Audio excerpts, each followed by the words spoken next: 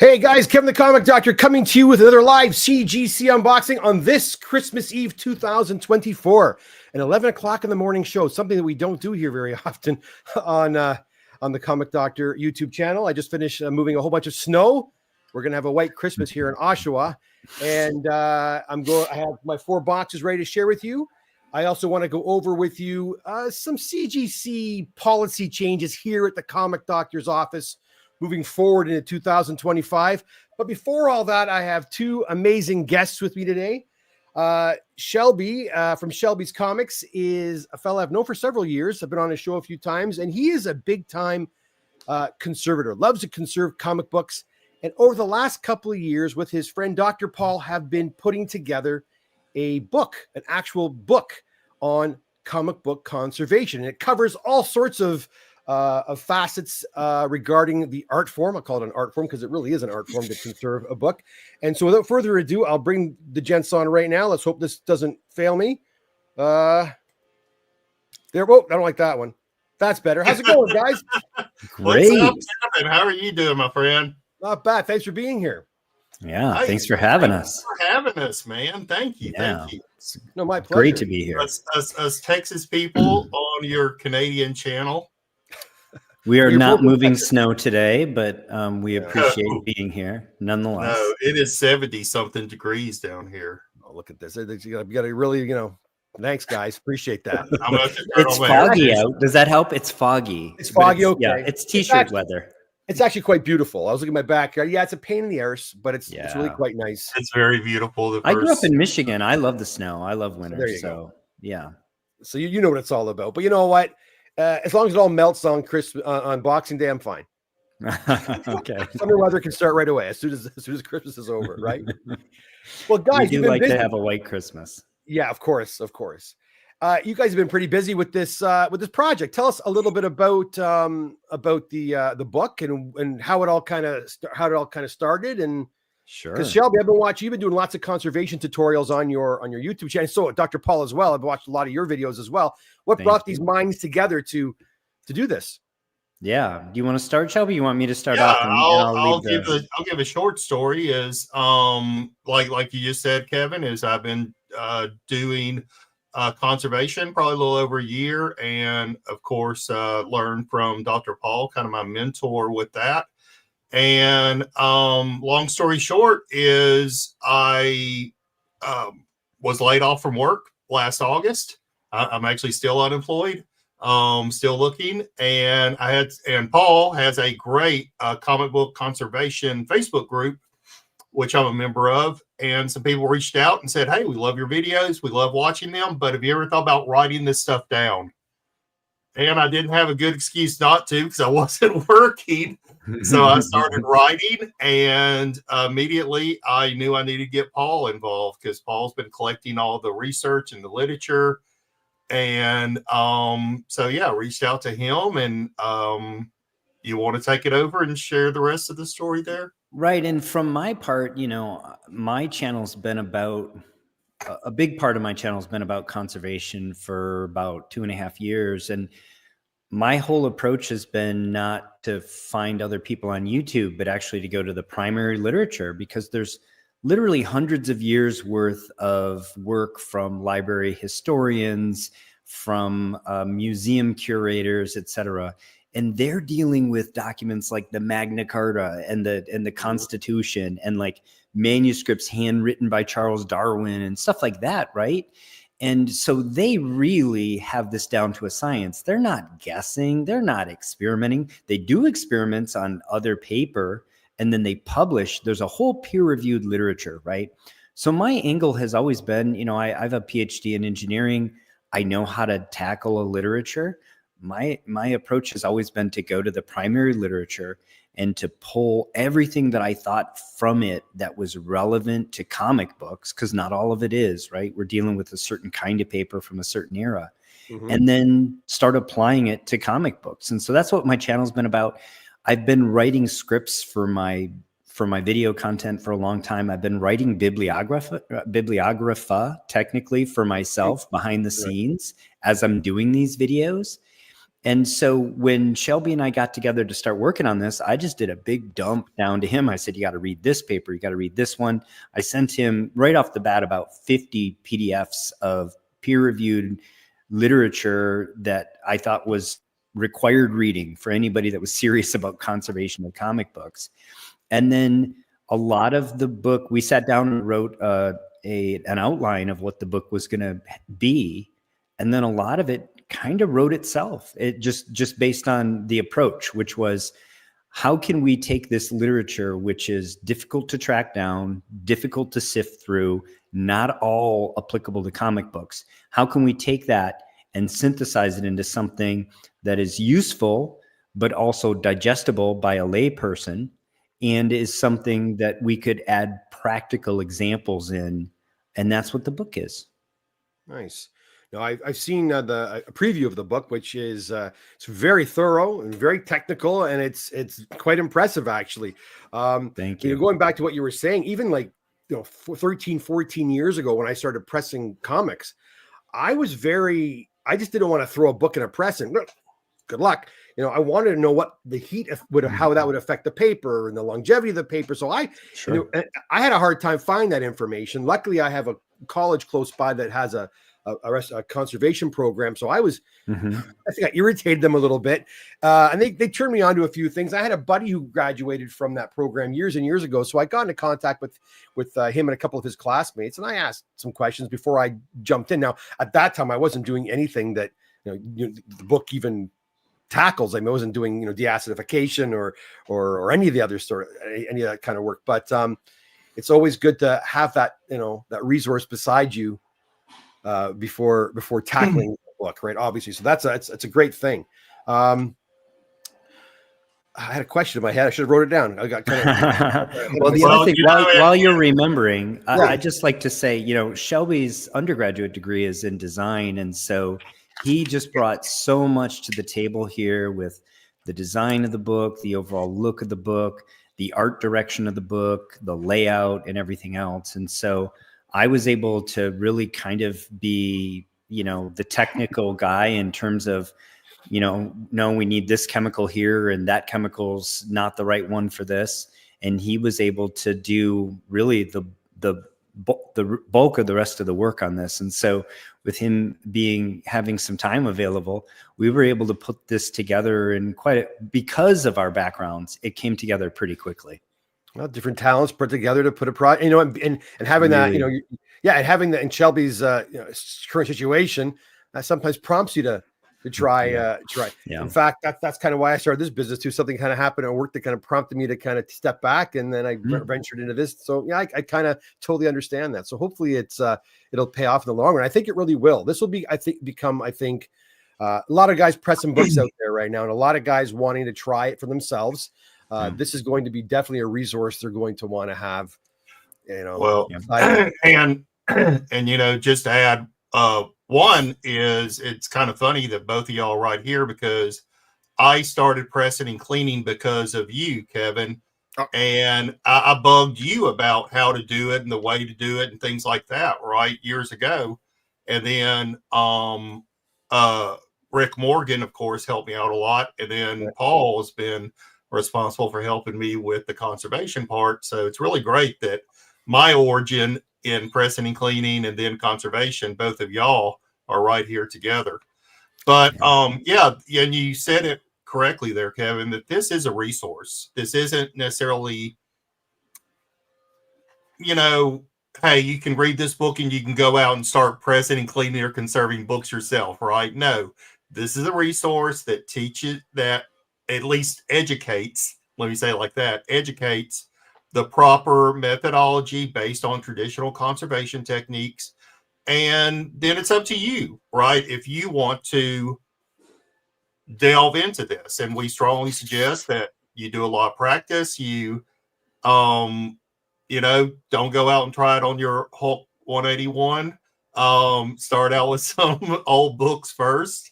Watch some of our videos. Watch, go out there to YouTube land and really digest it before you think you can just go out and, maybe start a business, because as well as I do, we've talked about that, right? That's educate, and in some cases intimidate, right? And True. it's not. We have a whole section. We have actually multiple sections actually on the ethics of conservation. Just because you can conserve doesn't mean you should. There's whole sections on that. And another thing that we did, not to call anybody out, because we're both bridge builders in this community. We're both people trying to find common ground and bring people together. But there's some, I'll just call them myths, but I think that's a polite term. There's some things that are done day in, day out that are considered the standard way to do things that just are nonsensical from either a scientific or thermodynamic or conservator point of view. And we took pains to point out, not just to say, if you use this chemical, you're wrong, but to say, here's what the literature says and why. Here's 5 choices you have of effective chemicals to deacidify. 3 of them are bad choices because they actually damage paper, even though they might be effective at some aspect of what you're trying to do. And here's some papers that have been published that demonstrate with chromatography and other methods of today that the paper is damaged, period. Whether you can see it or not, whether CGC can see it or not, it kind of doesn't matter to us. We're purists in that regard. We're going to do right by the book before we're worried about doing right by a client or CGC or whatever. And we have that ethical obligation as conservators to do right by the document, by the actual comic. And I think Kevin does the same thing in his business. I'm not trying to put words in your mouth, Kevin, but I think you and I were talking about before the show, and I'm sure I've heard those words echoed, maybe not in that way, from you. So Yeah, just because you can do it, why do it? And unfortunately in this hobby, dollar signs are in a lot of people's eyes, fortunately or unfortunately, I mean, I don't know. It's a part of the business now. It's a part of the hobby. You can't. It's never going to go away now. You can try to investigate why that has happened. I think we all have a pretty good idea. Anyways, not getting it's a whole other conversation to get into. But I mean, I'm actually fascinated by it. We can get into it, but the flip side of that, as you say, like, it's a double-edged sword, right? Right. If there wasn't as much capital in comic books right now as a collectible asset, you wouldn't be in business cleaning and pressing comics. Exactly. There just wouldn't be enough. There wouldn't be enough sort of equity there for you to have part of the slice of the pie. That's so, right. And by that same token, our YouTube channels wouldn't exist probably, and our book wouldn't exist. Exactly. So it is what it is at this point. It is. So, but going back to the book, I like what you said, whether people can jump into it or not, or try it themselves or not. It's like, I always equate this with, those old Chilton car repair manuals, right? Mm-hmm. I have an old Camaro downstairs, and I got my my We're magazine. Talk Camaro sometime. Oh, it's a Camaro. 81. Oh, nice. Yeah. I got a 68 that's actually getting a big block 468 put in it right now. It's at paint right now. That's my dream there. That's the one I prefer, but I mean, it's still fun. But I mean, I 81. I don't love 81. Yeah, but do you do any of the work on the car yourself? I mean, I tinker. I have done all of it in the past. Oh, have you? Good for you. Yeah, I currently usually just do mechanicals, and I farm out paint and body these days because it's just more effective to manage projects, and I get better results. There you go. But yeah, I've painted. I've done everything from painting. I've done full restorations. I did a full restoration on a 71 Vet. And funny enough, like, I finished it. So that's a, chrome bumper car, and I finished it. And like within months, I was just like so over it. I was just like, I've done everything I can with this car. Time to sell it and get a new project. But getting back to what I was saying, the book, just because the book is there and you have the know-how, how to rip, to tear an engine apart, change a head gasket, whatever. You may not even try because it's too daunting, or you're not even interested. I always bring the example back. I had a friend of mine who was a big comic book collector far longer than I ever was. And he was retiring from teaching. And he said, I wouldn't mind trying this pressing and cleaning. And I said, sure, it'd be great to have some help. Because at this time I was extremely swamped, and I set him up a whole workstation, and he came in, I gave him some books to start practicing on. He's sitting there, dry cleaning for about 30 minutes. And then he walks over, he puts he goes, gives me the erasures and goes, "Yeah, thanks, Kev. Not for me." not for me, man. I have no interest. I'll read the comics. I don't want to clean and press the comics. So I mean, it's not for everybody, right? So no. Yeah. But even, even if you never intend to conserve a book yourself, if you are a high-end collector who has conserved books in your collection, or you intend to hire a conservator or a cleaner and presser to work on a book, you might want to be educated as to what is best practice. You might want to be able to probe them and say, okay, so you're doing a deacidification. What are you using? Right. Yeah. And if they can't answer intelligently, maybe you look for a different conservator. So even if you never intend to do any of this work, you might want to be familiar with the content of the book. Yeah. No, 100%. Yeah. Good point. Yeah. And we actually had someone mention the other day to us that they were afraid our book would cause people to think they would be able to go out and start doing this and they would ruin the books. Actually, like Paul said, there's so many myths out there surrounding this topic. Our book is actually a resource showing you what is the best practice in a way, right? And we give warnings and stuff about, minimal intervention and ethics, like Paul said, to where hopefully books will not be ruined in the future. So, yeah. And this is the first of its kind, right? So, shameless plug on that is the first book that has taken that. And let's plug it. So, where can we get this book? When is it going to be available? Well, details. So, first off, we do have a Kickstarter that we just launched on Sunday. So, this is only Tuesday, and we launched it on Sunday, and we're already almost 400% above our goal. Oh, nice. So it's already funded, but we still have another 30 days to go on the Kickstarter. Here is a proof copy of the book, so there is no risk in backing the campaign. It exists. It's there. I can tell you guys, I've seen it. It's there. Yeah, it's there. So we have the book. Excuse me. Also, this will be available through Amazon starting in February. But if you go to Kickstarter, you get $10 off. So on Amazon, the soft cover will be $60, but through Kickstarter, it'll be $50. Plus, you get all the digital extras and rewards and things like that. We've already met all of our stretch goals, so you'll also get like a special. Guys. That's great. Yeah, you'll also get like a special bookmark. You'll get some stickers and things like that.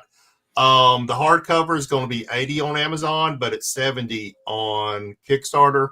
And then we also have a deluxe edition if someone really wants to get fancy, that they could support, which will be a hardcover and, just fancier. So it's limited and signed and numbered. Limited and signed and numbered and things like that. So and that's 100 for that that one. No, that's 150. I mean, it's going to be really nice. It's going to be hardcover. It's going to be matte with spot gloss. It's going to have a nice interior, done in like a blue or it's going to be bound. Yeah, much more like it'll have fancy binding and all that stuff. Like an encyclopedia almost. It's going to be pretty snazzy. Yeah. It'll be all the bells and whistles on it. Nice, so nice. That's actually, and so if they, when will they ship out? Will people get them is it available soon? Like mid-February. So the Kickstarter ends January 31st, and then the book will go on sale right after that on Amazon, and everybody that has supported the Kickstarter will get their books within 2 weeks. Nice. Okay. So if you want to get the book, guys, head on over to Kickstarter. I'm going to put the link. I don't have it here now, but I will put the link in the information below when the stream is over. Shelby will send me over that information. I'll get it to you, or you go over to Kickstarter. I'm sure you can just type in comic conservation, and you'll get it. There you go. Just type in comic book conservation at Kickstarter. You'll find it. Hey, I'm going to go over there and buy my copy today. Awesome. And if anybody wants a more detailed preview, we did a preview launch party on my channel, Liberty Hill Comics. And we go through the content. So we just we talk about what's in each chapter, and we give a few preview pages of each chapter over there. It's like an hour and a half long video. So if you need more info before making a decision, there's more there for you. I think it's it doesn't sound like it's too much to me. It sounds like it's a great, again, addition to every comic book collector's what do you would call Toolkit. it? Toolkit. There you go. And again, like I said, even if you're not planning on doing the conservation yourself, just knowing the ins and outs of it and what to expect should you wish to have a book worked on, you can ask the right questions and know exactly what you're getting yourself into, right? So definitely was our goal. It's not overly technical, and it's got a lot of great information. Plus, it's got some stories in it, and we've had pictures. And for me, lots of pictures. I like the pictures. And we've had a lot of people that have reviewed it reach out and say, "Wow, one, it's thorough, but it's not overly technical, right?" And so that's been really great feedback that we've gotten. And you can see things like this cool Batman, and they got chewed on by a rat. That was an insect chew. Yeah, that was a bookworm. Yeah. So anyway, all right. Well, hey, listen, guys. Well, thank you. No, my pleasure. No, I think it's a fantastic. As soon as you contacted me a few weeks ago and told me about it, I got really excited. Thought this is pretty awesome. A lot of guys. When I first started doing this, don't tell your secrets. Keep it all quiet.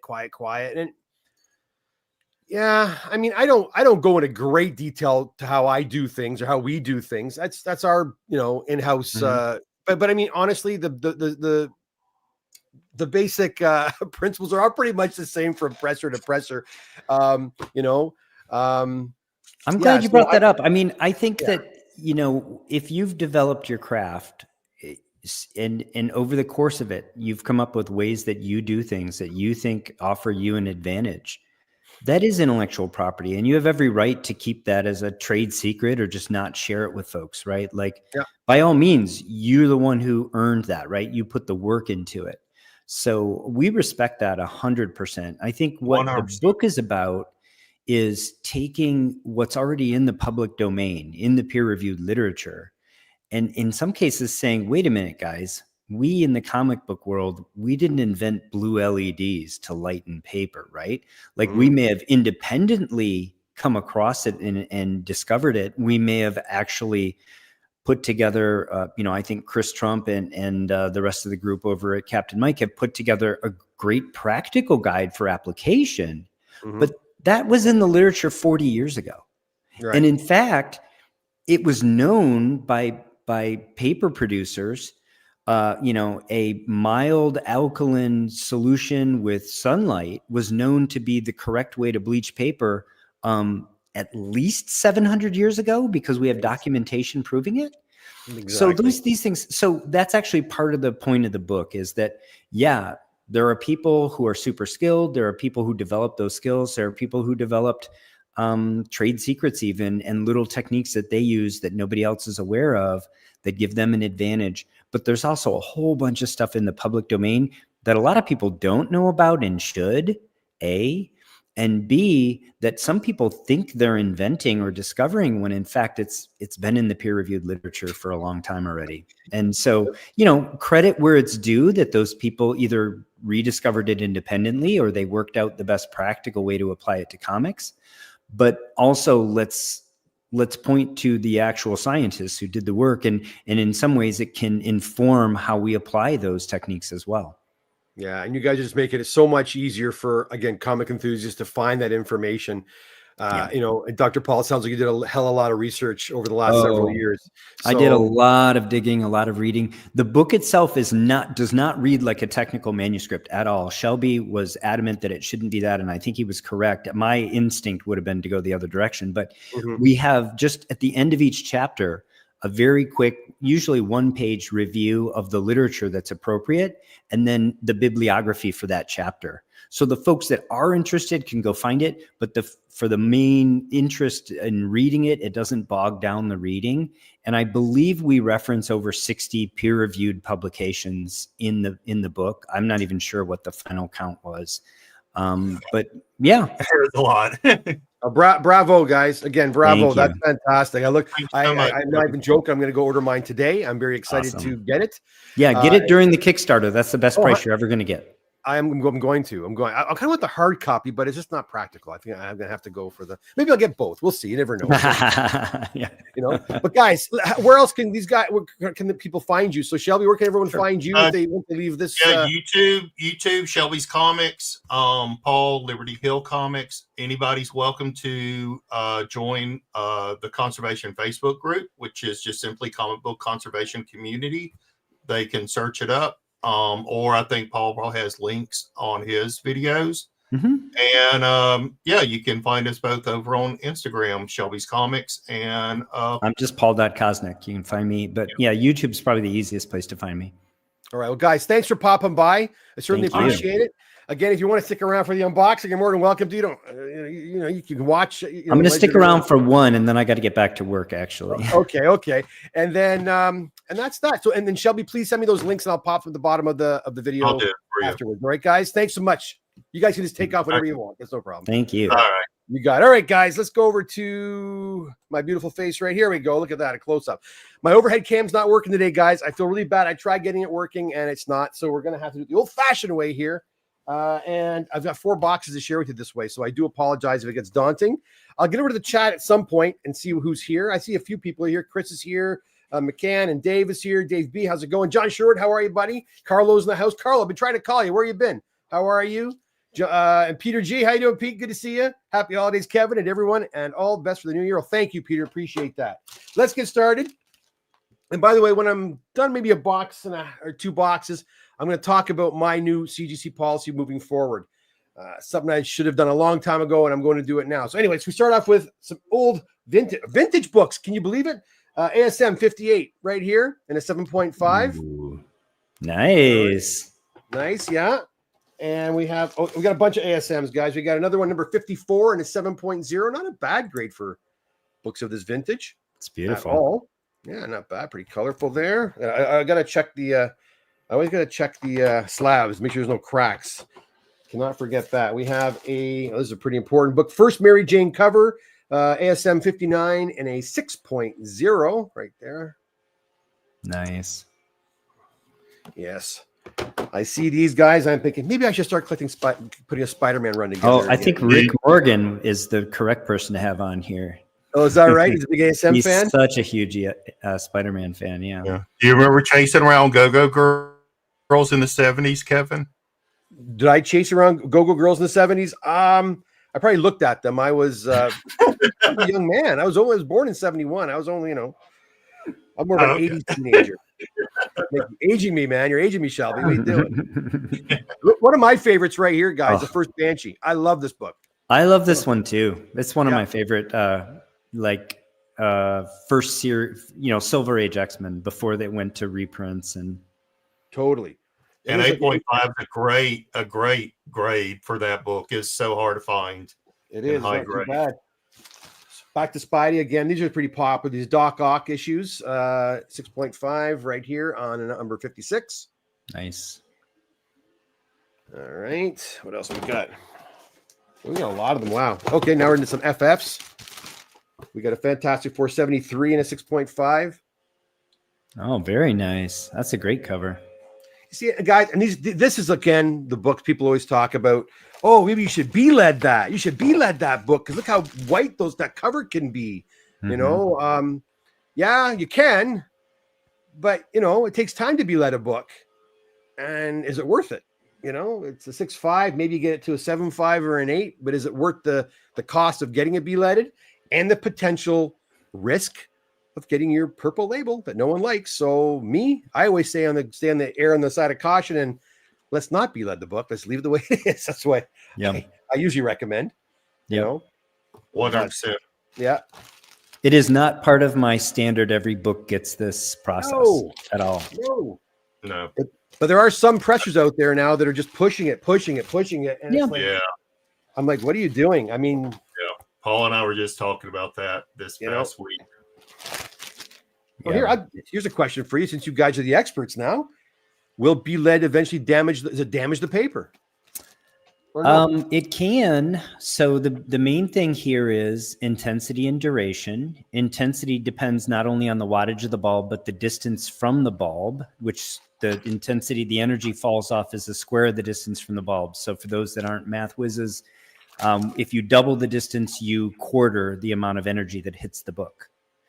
So there's really good evidence in the literature that that light at that wavelength that we're using the blue LEDs at, which is about 465 nanometer to maybe down to 430.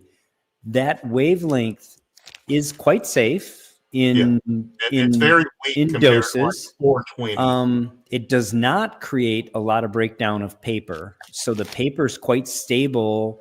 Again, in the amount of exposure that is effective at whitening, and the inks are a little bit less stable than the paper itself. So if you're watching the inks and you're satisfied that the inks have not been damaged, then your paper is 100% safe. So it's actually relatively safe, and it is effective. It is used in conservation. It's an official technique used in museums and libraries. There are a couple caveats that we usually put on it. One is it's really important to know this because it's counterintuitive and weird, and I don't even know if science understands it.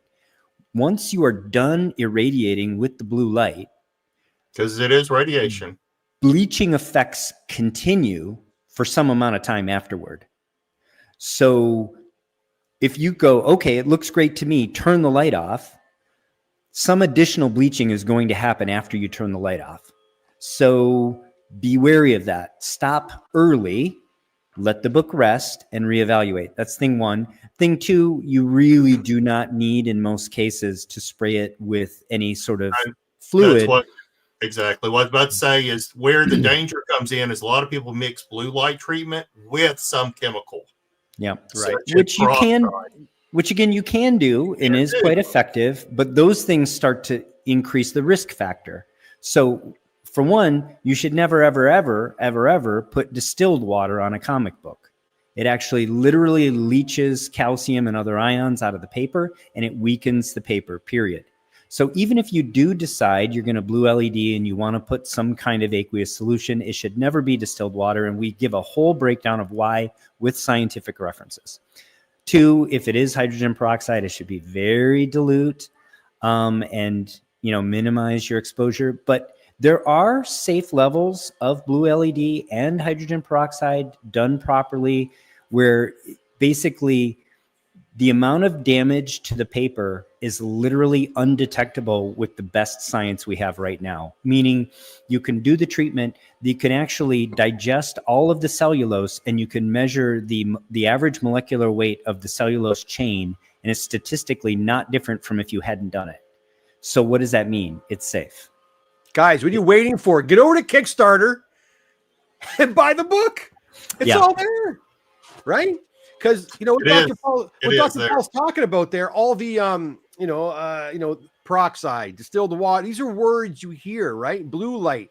These are the words that we all use and we all hear. We know it in this hobby. So let's get the facts straight and get over there and buy that book. I'm going to go over there and buy that right now.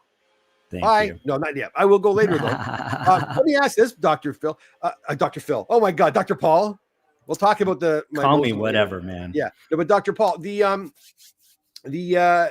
length of time that the blue LED's on a comic, it's not like an hour. It's usually a few hours to get some effect out of it though, right? Again, depends on the intensity. So it's intensity and duration and wavelength to a certain degree. But if we just say, hey, we're using this wavelength in this bin, then we can kind of put a pin in that and be done with that.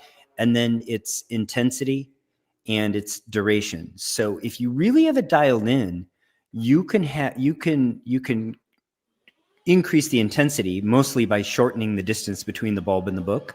Yeah. And you can get measurable effects in 30 minutes.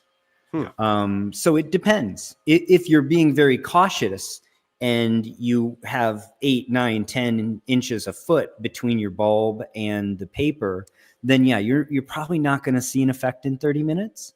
Right. So all that depends.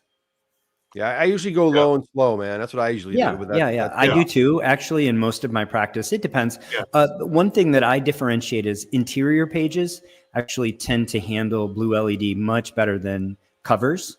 Right. lower risk. So I will be, I can safely be more aggressive and have both more intensity and greater duration on interior pages with, as far as I can tell, no effect on paper, no effect on inks. And I can even do it with aqueous bath concurrent. And that's when I have tough stains on the interior. That's what I do. With covers, I'm like you, Kevin, I go pretty conservative. I'll go low intensity and I'll go like an hour, and then I'll pull it out and I'll look at it again the next day and maybe do the same thing the next. Gets to where you're talking about, where you now have a lot of time in that book, and the 0.5 or 1 point grade bump you might get, is it worth it? You know, and that's why, again, I don't do a lot of it, but it is an effective tool. You want to understand it. You want to have it in your toolbox. And that's a problem too, you know. So it may not be cost effective to do it with someone like me, right, or with other presser, but it might be. Hey, I have my own book. I got all the time in the world. I can work on my own books, and this is what scares me, because I've had a few come into me that people have worked on, and they've destroyed the book. They have bleached the book so badly, just not knowing when to say, "I'm done. It's done. The book is finished," and just keep going. They want to see it as white as as the fallen snow, you know. They don't want to see it natural. White. Anyways, that's the scary part. Well, that's another thing we struggle with. Guaranteed to get you a purple label too, right? Because CGC is going to recognize there's something unnatural about that. They expect to see some kind of tanning or some kind of distress with a certain age, and that's almost guaranteed to get you a purple label by that. But you know, so quick rules of thumb is blue light is between 420 and 460 nanometers. He just wanted to get 420 in. 420. 420 is going to be higher intensity, more radiation. So like Paul said, we actually suggest more around the 450 nanometer bulb range. Shorter durations, you know, at a relative distance of 8 inches or so, and do not exceed within a single treatment about an hour and a half.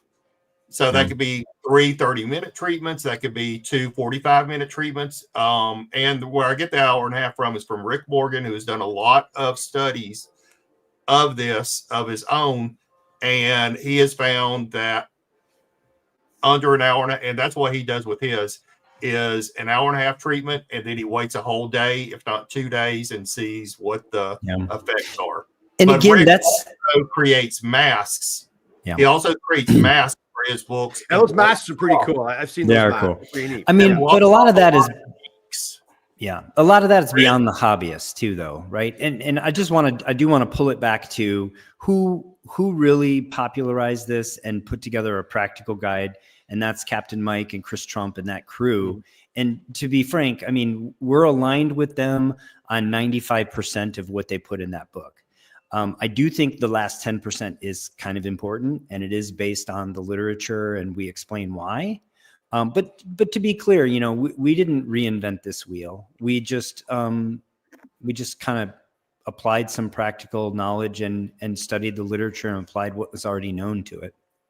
That's good. No, it's good. Again, it's like lots of information people don't seem to consider, and hopefully this book will help them to realize it, right? So and reds and oranges are going to be more susceptible, so don't go bleaching your ASM 50, which is a red cover. Blues and blacks are going to be less susceptible, and then greens and yellows fall somewhere in the middle. And the whole ASM 50 thing is scary, because the back cover oftentimes I see them are tan. So people are really tempted to give it that, you know, that shot or 2 or 3 or 4. But I wonder if I have an ASM 50 in here. I got quite a few ASMs. Let's see. Well, you are dealing with radiation, right? So it will go through, maybe not a whole, but you know, it penetrates the page. Yeah. For those that don't know, right? Yeah, you can. As a matter of fact, when I use blue LED on covers, I will often only use it on the interior side of the cover, and I will let that whitening effect go through the paper and I get a more mild effect on the exterior of the cover. And I never flip it over, almost never. It's Nice. 90% of that work is done from the inside of the cover. Yeah, but That's just a conservative way to approach it. We usually do full disassemblies of our books, which people may not. So, you know, when you're folding a book out, the cover would be up. Of course. So yeah, no, disassembly is so handy. Just don't lose the staples. Just don't lose the staples. Okay. Please don't do that. We're hobbyists. I mean, we typically only have a book or two or three at any given moment. But to be honest, I tend to steer people away from everything we're talking about right now. Oh, yeah. I really honestly do. Unless it's a really special book, you know.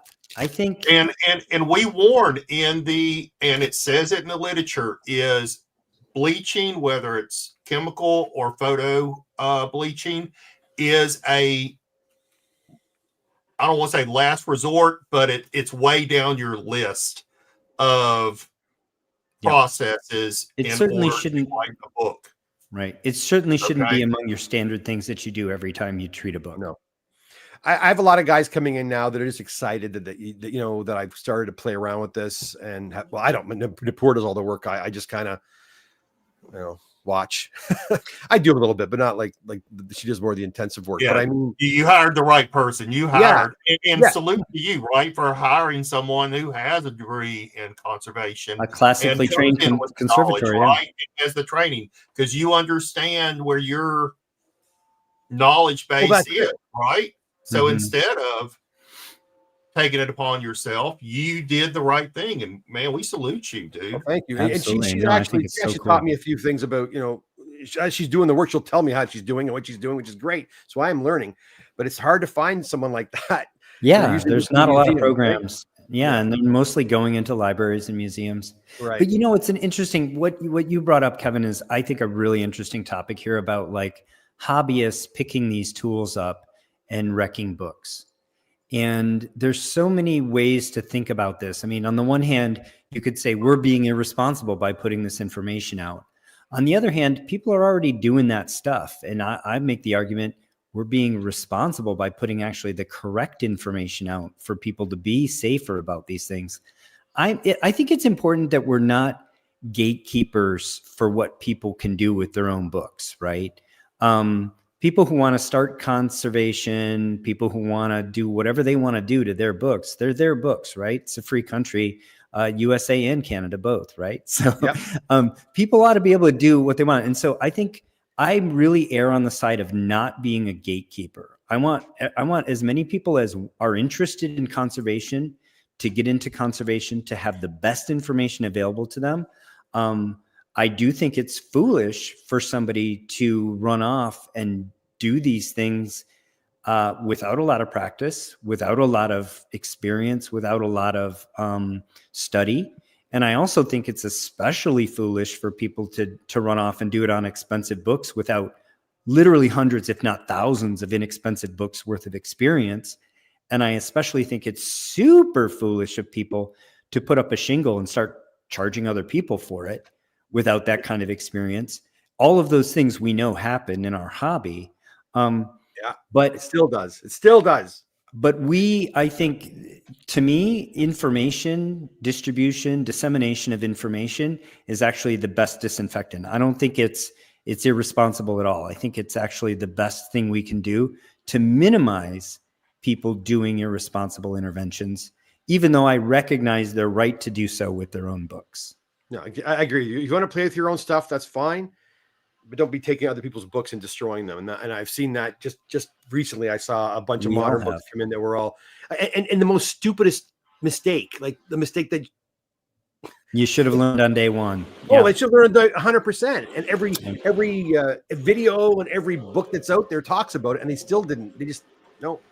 Anyways, frustrating. We preach what I call the 100-book rule, and I think you and I actually talked about this like 4 years ago, right? I think so. It is, learn the very basics. Once you finish dry cleaning 100 books, then move on to something else, right? And just slowly build yourself up. from when that. when Napur came to me, she again, she was working like Dr. Paul, you're mentioning manuscripts and documents, like very old documents. That's what she was working on. And so comic books, what okay. And she's from India, so she said, what's comic book? What are you talking about? So I enlisted one of my buddies, Roy, who's a local friend. He's a teacher friend of mine, and he's also a local dealer. And he always has books that have as press. He's like, listen, Roy, I'll tell you what, give me like a short box of books. $5 a book. Oh, through. She was just doing those books one by. She got through them, and he was thrilled with the work. And yeah, she probably blundered a couple here and there in the press and stuff, trying to figure it out.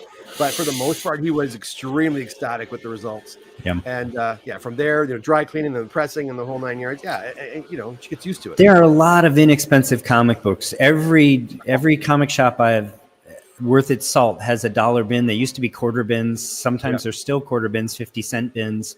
There's plenty of material out there to practice on.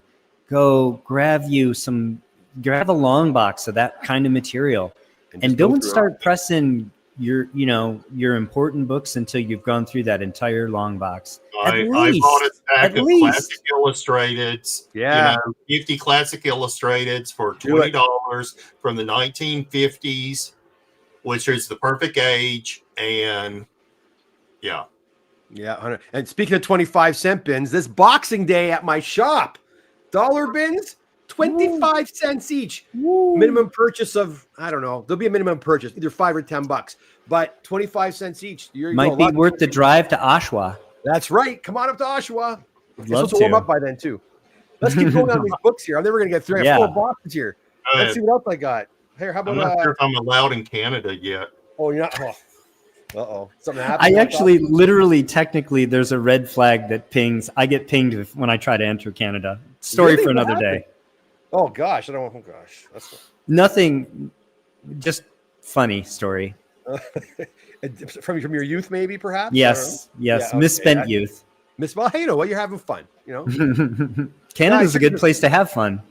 There you go. Were you in the Toronto area, I guess? No, I was actually coming across the bridge from Detroit over to Windsor. Oh, Windsor, nice. You know the deal. Yeah, of course. Haven't been there in a long time. Bought a really nice Mustang out in Troy, Michigan once. But I won't get another. Oh, yeah. I love Troy. Yeah. Guys, an ASM 37 and a 7.0. I got to keep going because I'm never going to get Yeah, you do. Great Ditko artwork. Great Ditko. ASMs. 29 and a 6.0. Beautiful.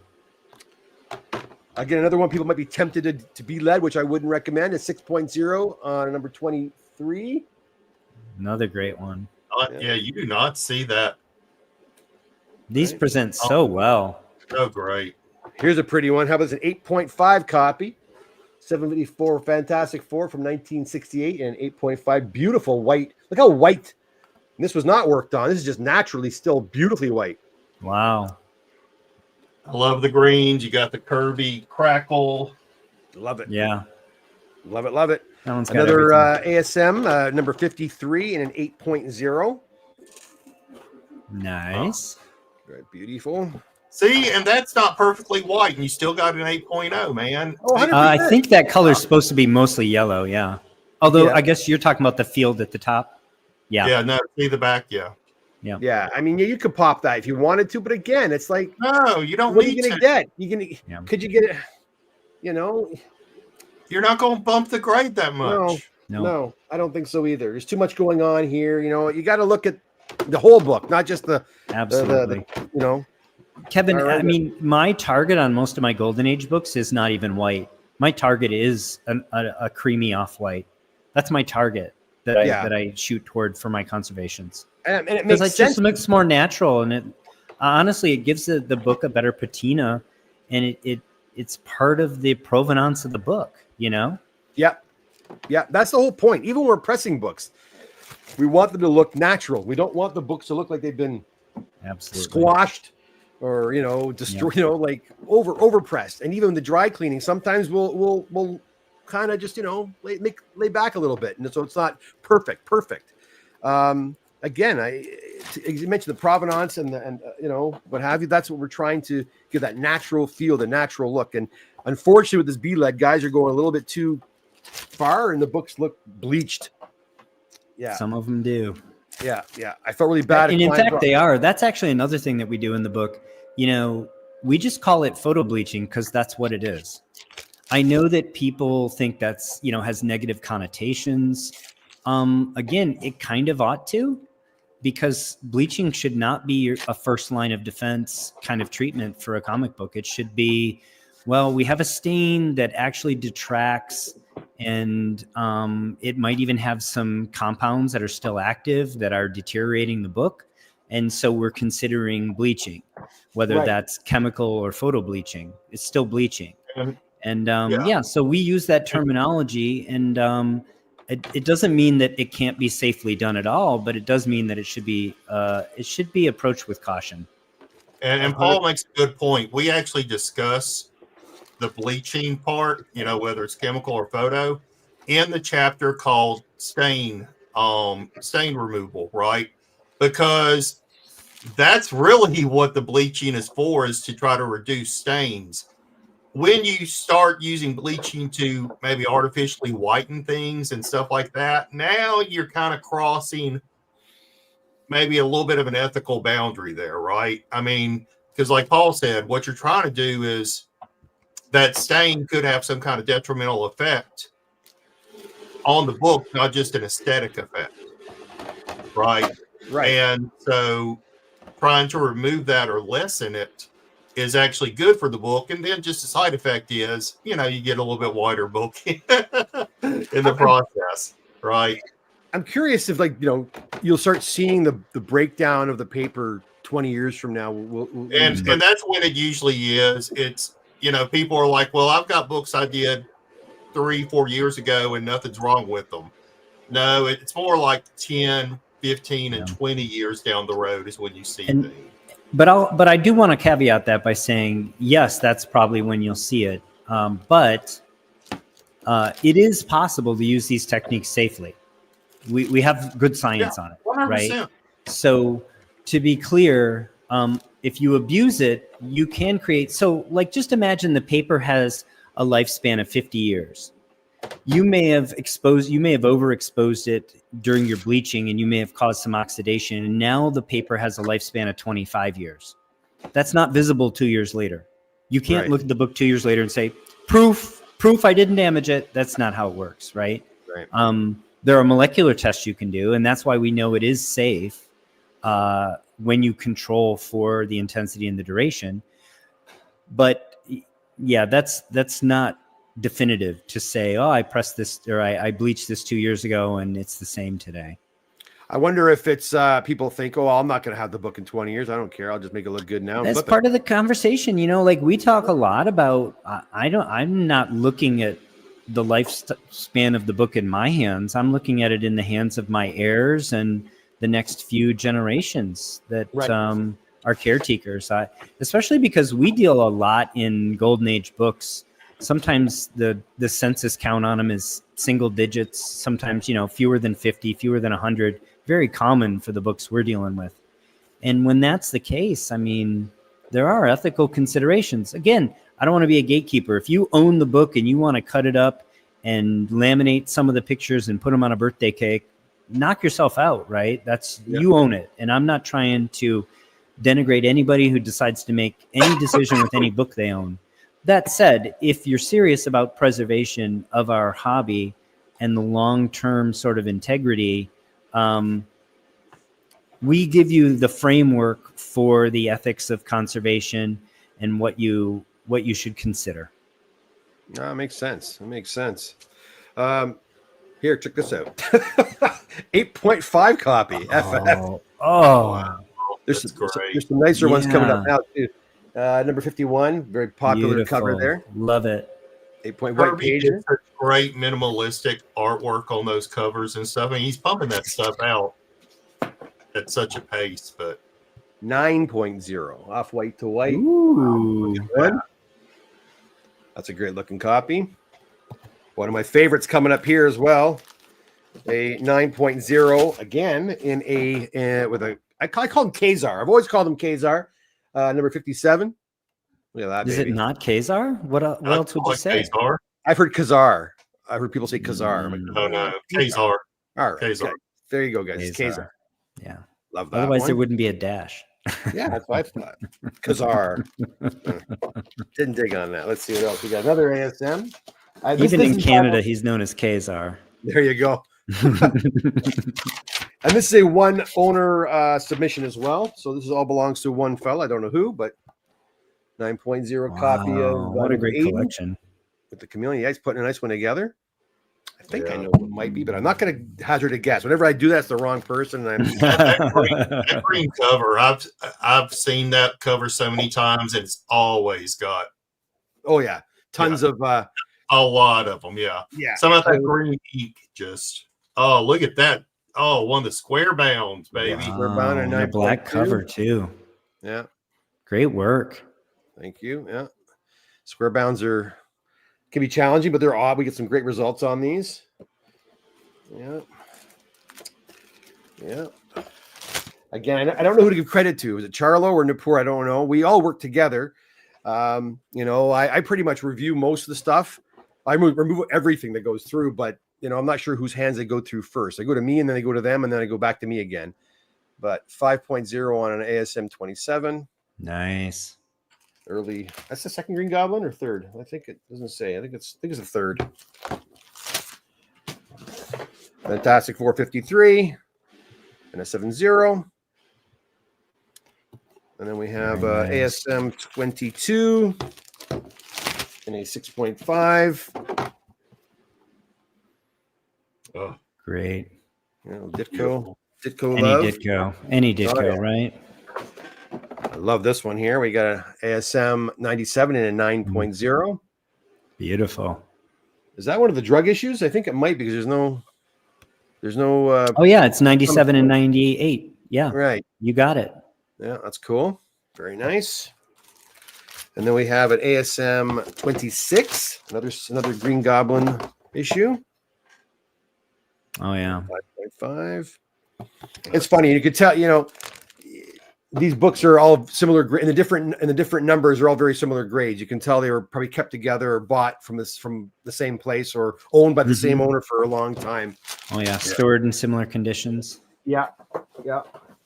Then we got a first, I think it's Black Widow's new costume and number 86. Yeah, number 86. It absolutely is. Yep. Marvel. I got a UK price variant to that one. Oh, nice. Yeah. You grade all your books, or you keep them all raw, Dr. Paul? Funny enough, I'm actually mostly a raw collector, except in my golden age, which is mostly what I collect now. So I started, comics in the 80s, started really as a Marvel head in the 80s, built out my Bronze Age collections, my Silver Age collections, mostly Marvel. And then I branched into older books. So all that stuff, the Silver Age on, except for a tiny handful of keys, is all raw, and I prefer it that way. But in my Golden Age collections, mostly slabbed, and a lot of that has to just do with making. I don't think my heirs, neither of them are really into comic books, and so I want to make it easy for them to liquidate that stuff when I'm gone, and just want to make it easy. I don't want to be a burden when I pass on. And so a lot of the value of my collection is in that smaller Golden Age collection, and they're mostly slabbed. Yeah, that's a good point. A lot of guys I deal with are obviously in their 50s and 60s, and that's one of the main reasons. I want to enjoy them until the day I die, and I don't want it to be a burden on my family once I do go. So yeah. For my Silver Age stuff, I mean, like my big keys, my Avengers 1, my Daredevil 1, my Strange Tales 110, those are slabbed. Mm-hmm. But all the rest of my collection is raw. Yeah, I think I'm pretty much the same as you. I all my biggies are graded, and then got God knows how many comics I have just raw. Tales to Astonish 27 was actually the first one that I decided. These bigger books, it probably makes sense to slab them so that again. That now it's commoditized. Now it's easy. Now it's, it's much more difficult for folks to take advantage of your family when they have to liquidate them or whatever. And isn't it sad that you have to even say that, right? That people would take advantage of. I know. It's just. I know. It's just. I'm at that age where I'm kind of estate planning already, right? Have been actually for a while. I just, you never know. We don't know how much time we have, and I want to be prepared and have it be not a burden. No, and that's the most responsible thing to do. I'm, at the shop, I'm always looking to buy stuff for the shop too, and for myself. I'm a bit of a hoarder, toys and comics, not just toys, or not just comics, but toys as well. And I get a lot of stuff offered to me. And lately, I've been a little bit more, no. I keep saying no now more than I used to. Things are changing. I think I'm getting older. I'm growing up. I'm actually in the process of kind of downsizing the size of the collection, but increasing the value and the quality of the collection. Right. And I think a lot of collectors go through that metamorphosis, right? Like when you're early days, you're like, oh man, cool. I want to, even Kevin with cars too, right? Like you were buying lower quality, but cool cars. And then you go, well, this is a lot to carry around. There's upkeep costs, there's risk associated with it. And you graduate toward better cars and fewer, right? And I think the same in comic books and other collectibles is sort of a natural progression. Well, I'm lucky I live in a subdivision with only, a double car garage. Because if I had a bigger garage, I almost bought a Mazda RX-7, like an 81, another 81. Oh. It was mint. I was driving back from Niagara Falls Comic Con. Guy had it for sale in Hamilton, Ontario, outside of Toronto. I stopped with my son, and I'm like, oh my God, a car I've always wanted. Not beautiful, a hot rod. Beautiful car. Yeah. Right? All original. Interior was beautiful, and it wasn't even that much money. And the most unique, the powertrain of any car marketed in America. The rotary engines in the RX-7s. Yeah, it was just a cool little thing, and I was this close to pulling I was going to do it, and I just didn't know where to put it. I didn't know where to, put a lift in, and I'm not doing all that, so I didn't do it. But I mean, if I had like a barn somewhere, I'd be comics in the house and cars in the barn. I have a barn. Oh, there you go, there you go. Yeah, there's a 77. This is not a fancy car. My dad had this car. That's why I like it. The guy has a 77 Cutlass Supreme for sale. Oh, cool. Yeah. Ugly chocolate brown. That was a color. That was a big color in the 70s. That was hip. The car is pristine. I'm like, oh my God. Again, if I had a barn, that car would be sitting in the barn right now. I don't care. I would have bought it. Just I like it, right? But anyways. Hey, love another show to talk cars sometime. Yeah, I know. Yeah, for sure. 7-0. Number 24. Oh my God, I got 3 more boxes to go yet, guys. Oh, beautiful. There. Yeah, we do a lot of comics here at the Comic Doctor shop. We send a lot man. Speaking of, I might bow out. I got to get back to my work day. Thank you again, Kevin, for having us on, and for all of your kind words and everything you do for the community, including, hiring a professional conservator, which to my knowledge, the only one in the employ of any of comic book cleaning and pressing service in North America. Thank you. Yeah. Well, again, they're not easy to come by. No. But no, it just worked out really well. And again, not a comic book fan at all. She was not. I think she might be now a little bit, but that's the cool thing about these skills, right? This is why these skills are applicable to our hobby. And going back to the primary literature, going back to the source and sort of first principles on a lot of this stuff is what we tried to do in the book. So again, I'll leave you with that. Thanks, guys. Everybody have happy holidays, Merry Christmas, and we'll see you soon. As well. All the best. All right. Thank you. Take care of one another. Bye. Bye now. Oh, and then there were 2.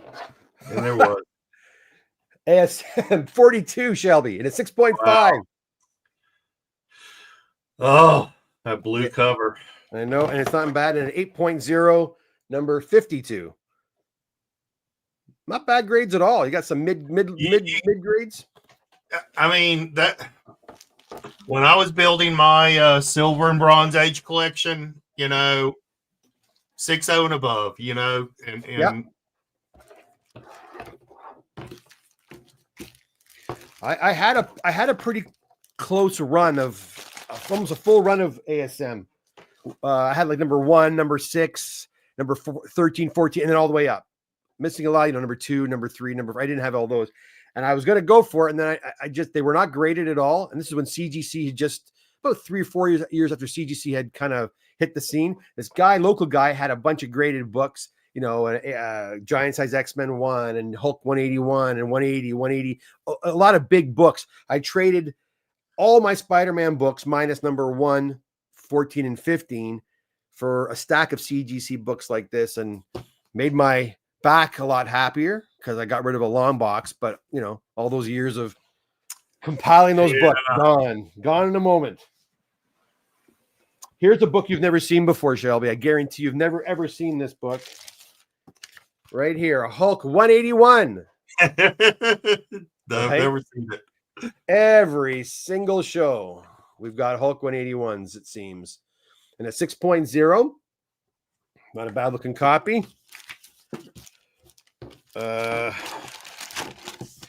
No, and you actually, I remember questioning you about dry cleaning when I did my own Hulk 181. Right. And it ended up getting an 8.0. Nice. Yeah. You have that. Obviously, I've seen you do your work on your channel, and you got a passion for it, right? You're an artist too. You have graphics background, you said? Yeah. My first degree was in graphic design, but then I switched over to psychology and research, and my PhD is in human factors psychology, which is human computer interaction research, things like that. So, yeah, but you're an artist at heart. I am an artist at heart, and I'm a comic book lover at heart, Kevin. Yeah. I mean, I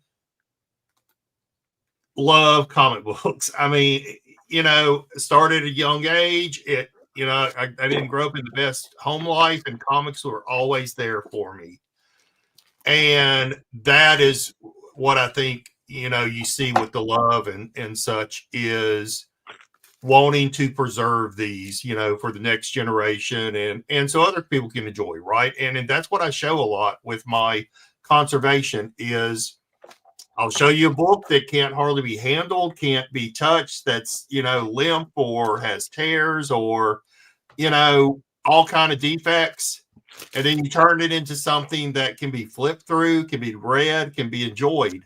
And I don't get any of those graded, I just enjoy them.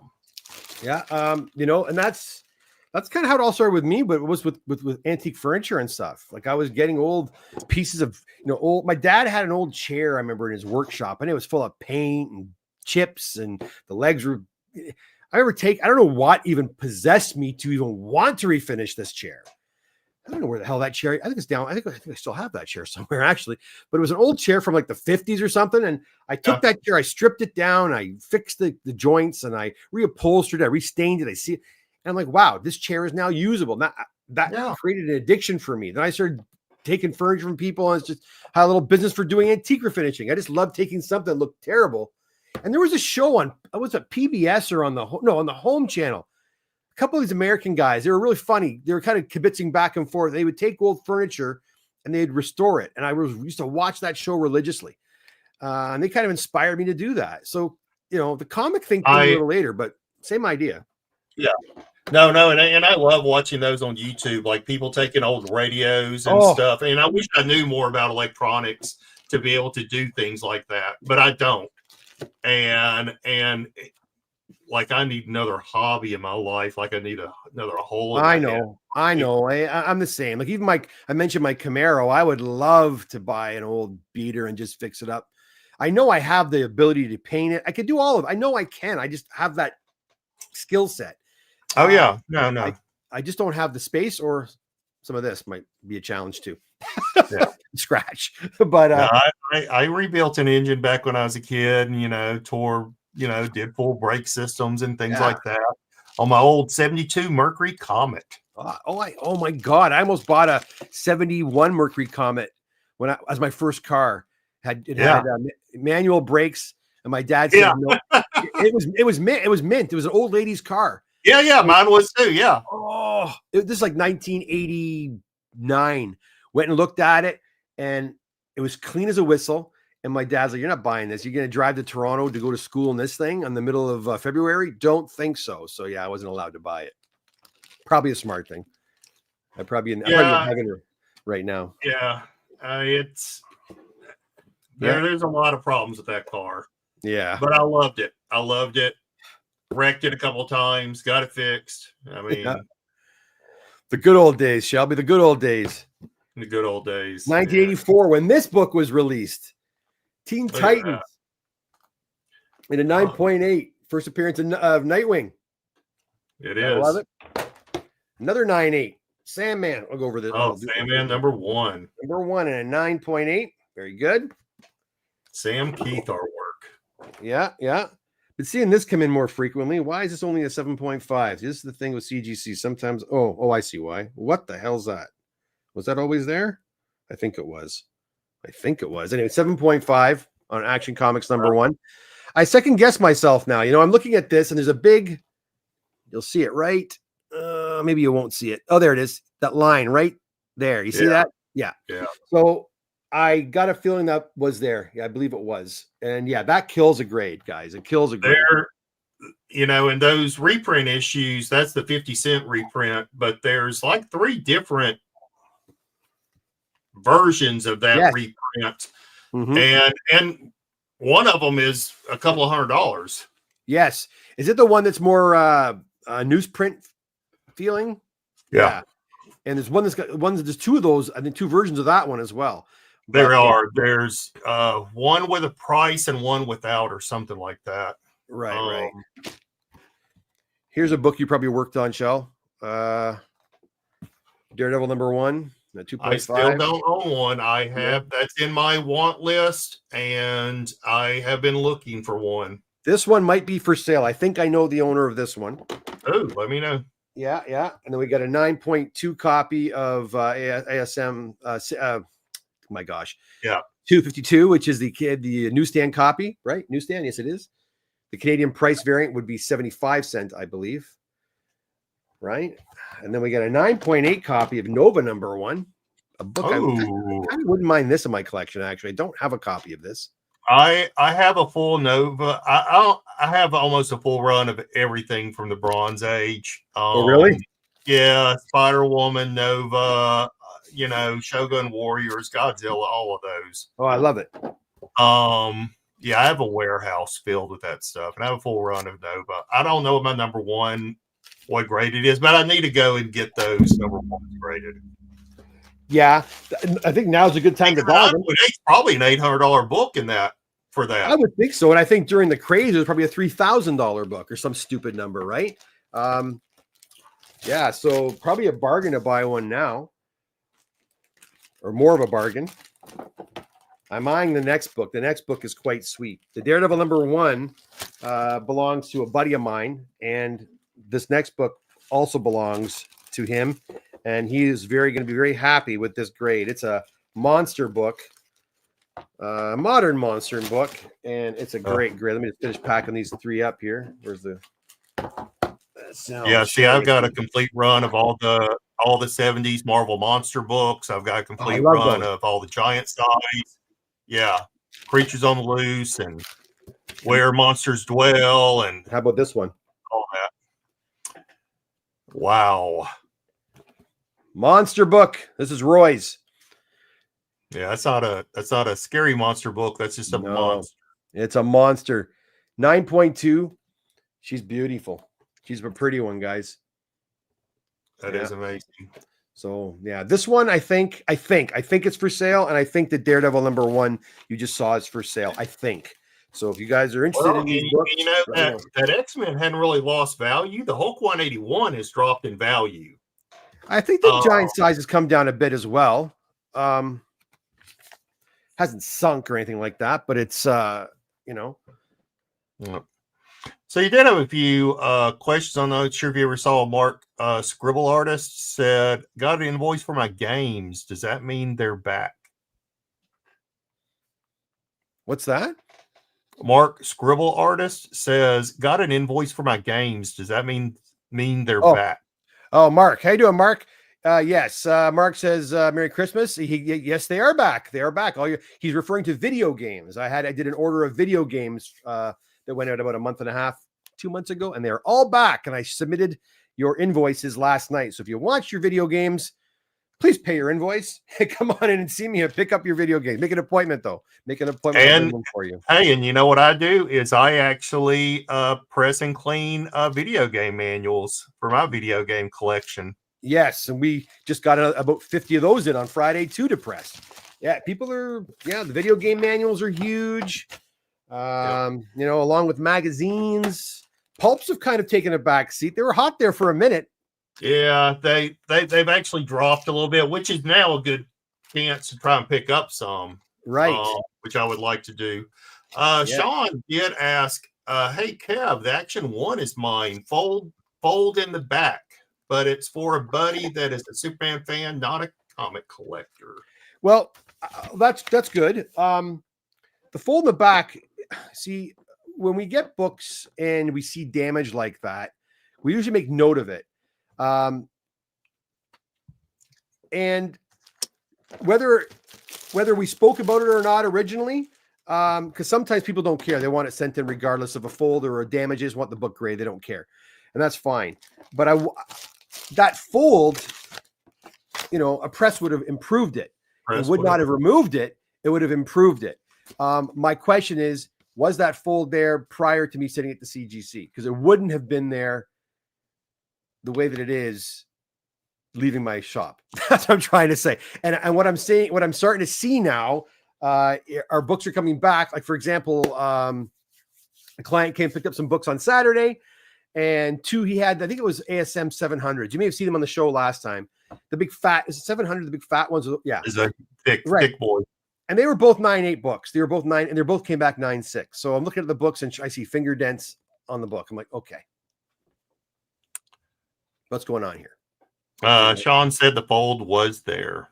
All right, Sean, I feel better. Thank you. Honest guy, I love it. Makes my heart and feel he said better. y'all did speak. He said y'all did speak about it. All right, thank you. See, and I'm also one guy with all these amazing clients, but I got to remember everything. It's hard sometimes, I got to, Right, trust me. Need a personal assistant, Shelby. Holy cow, let me tell you.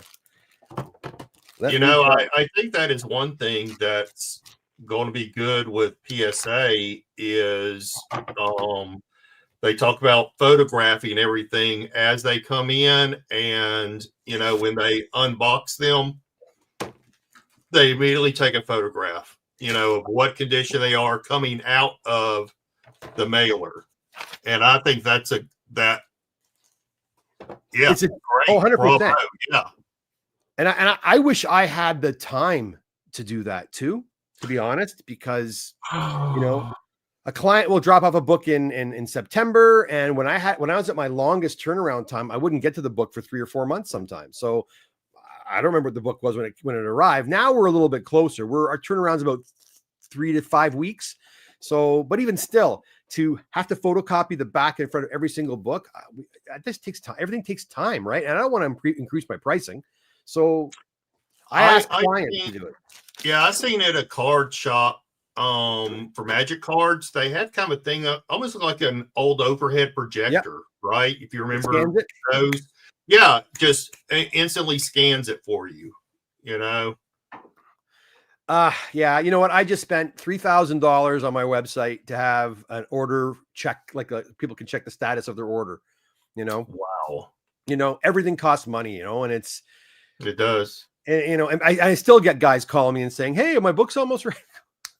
Okay, $3,000. Anyways, it'll catch on, hopefully. It's a lot, but I do tell people, when you're sending your books to me or anybody for that matter, take a quick picture of the front and back, a good quality picture. CGC does respond to that if there's a problem with your book down the road. So that's what I would recommend. Now this one's kind of cool. This belongs to, he's been waiting anxiously for this. The first one's a 9.4. Is it Canadian? No, newsstand edition of G.I. Joe #1. It's kind of cool. But he also had a copy of Batman 423. Now, this is a CPR. You know what that means, what a CPR is, obviously. Crack, press, and regrade. This one was sent in by Warren. And I believe this is for sale as well. All these books are for sale, guys. A lot of these books are for sale. When I know they're for sale, I'll let people know. I'm not selling them. This is from Warren again. He's got a Facebook group where he sells books. But this was a 9.6. We sent this one in, and it came back a 9.6, along with the Swamp Thing #9, Constantine, I believe it was. Both came back at 9.6. And he's like, Kevin, what do you think? I go, well, they're 9.6s. He goes, you think you get a 9.8? And again, how do we know, right? I mean, How do we know?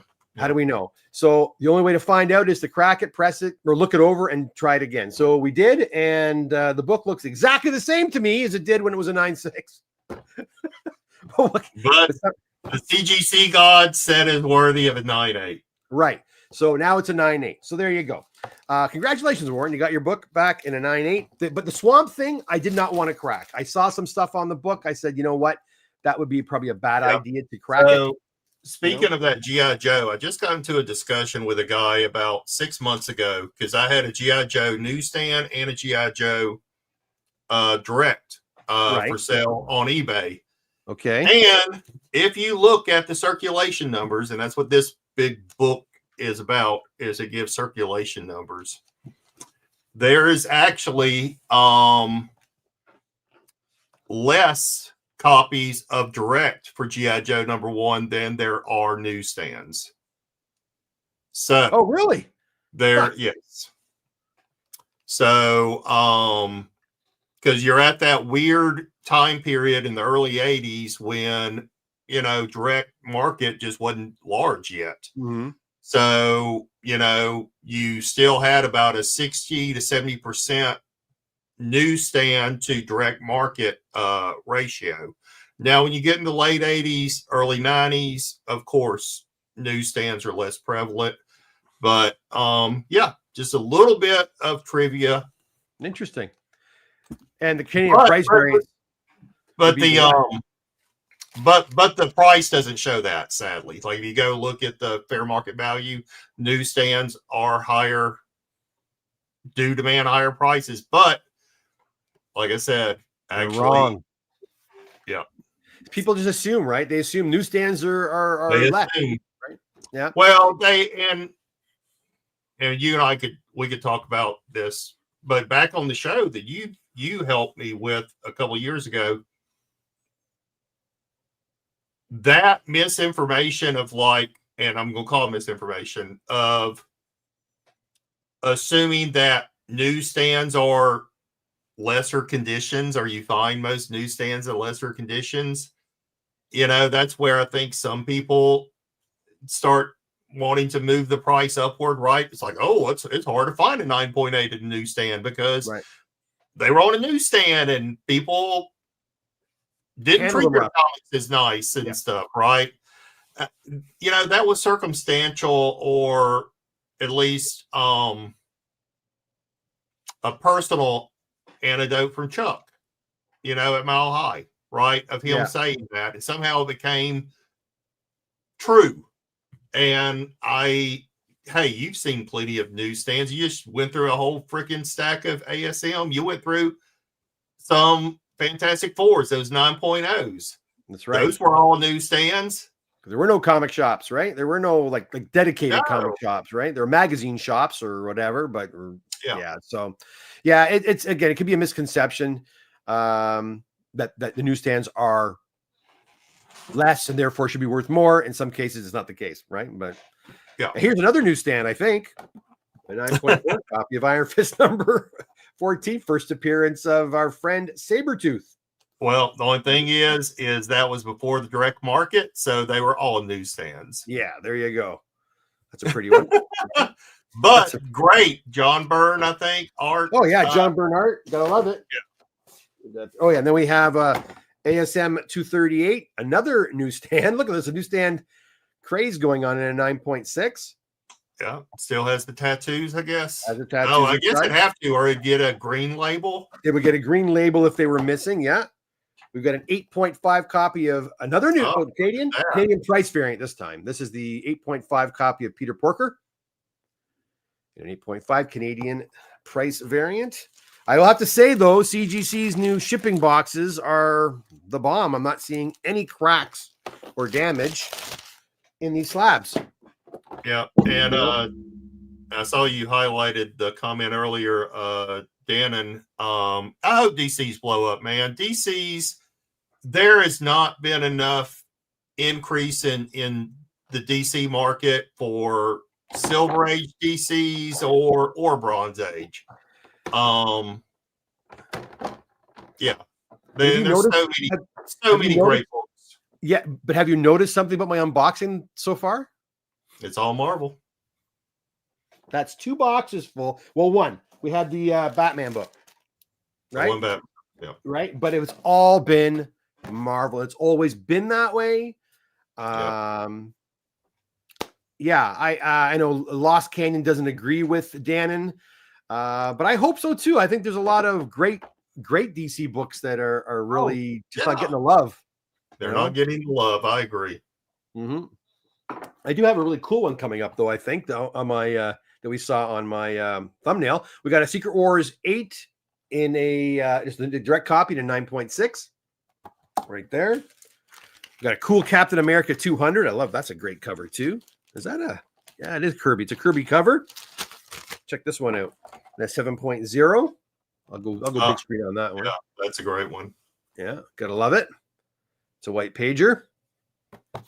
And then we have another comic that I absolutely loved as a kid too. I had one of these in really rough shape with the Moon Knight joining Peter Parker right here, and Peter Parker Spectacular Spider-Man number 22 and a 6.0.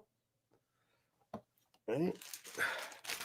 And of course, X-Men. We see this quite often as well. We got an X-Men 41 there. Those in a 9.0, not bad. It's a nice copy. Well, okay, I can see why. Yeah, I can see why it's a 9. Could probably have been a 9.2 or a 9.4 as well, though. You know, I'm like, I really think, you know, when they give a grade like a 9, and even Steve Borak and I talked about this once. He said, well, if it's a 9, it could be a 9.2 or an 8.5. You know, if it's a 9.4, it could be a 9.2 or a 9.6. You know, it's that up or down. Yeah, but up or down can really change the value of a book quite a bit there, Steve, right? But it's hard to say, right? You know, I mean, for years, and I think Overstreet still only shows values up to 9.2, right? They do. And it's because, according to Bob, you know, before he passed away,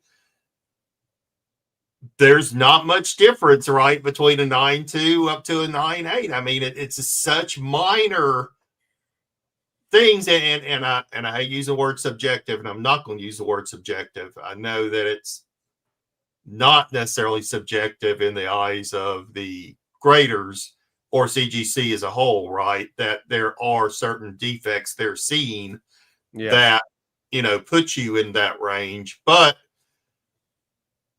you're talking about such minor defects that there's literally no difference, you know, except for a number between that. If that made sense. I mean, I'm yeah, not sure 100%. But but CGC's grading standards and Overstreet's are obviously different, because if you look at a 9.0 and a 9.2 to 9.4 CGC book, a graded book, I should say, yeah, you can see the problems. When you get to 9.6 and 9.8, sometimes those problems, like that Batman I just showed you, you know, like honestly is like, I wasn't sure the book was going to get a 9.8. I said, you know what? Out of that book and the Swamp Thing, this one has a better shot. I think if it's looked at again, the right grader, you might pull a 9.8. And we gave it a quick press to make sure it was all nice and taut before we sent it off. We did. It got the 9.8, but it could easily have come back a 9.6 again. Yeah. The whole 9.9 and 10 thing, that whole argument, that's a whole other.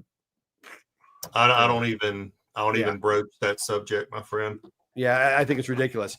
Quickly, we got a Hulk 340, another newsstand in a 9.0. There you go. And a Rocket Raccoon number 1 in a 9.6. Oh. 1980s goodness. 1980. That's 1985 and 19. This is when I was collecting, guys. This is the exactly when I was collecting. Yeah. 1980. I was in high school, and I actually had a job and money, and 85. Local bookstore would pull my books for me, and it was a good time, man. Every Friday. Back then it was Fridays. It was Fridays. Yeah. And back then it wasn't Diamond, it was Capital City and other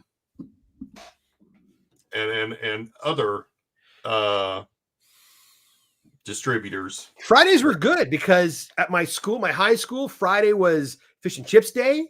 So I got fish and chips. Right, I remember this. It was great. Fish and chips on. Mom gave me the $5. Fish and chips and a Coke. After school, hop on the bus, go downtown, go to Unicorn Comics, and grab my pull list.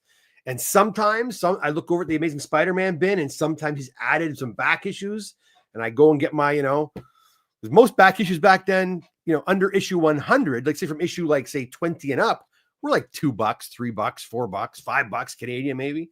I sometimes treat myself to a nice little back issue and add it to my collection. It was good times.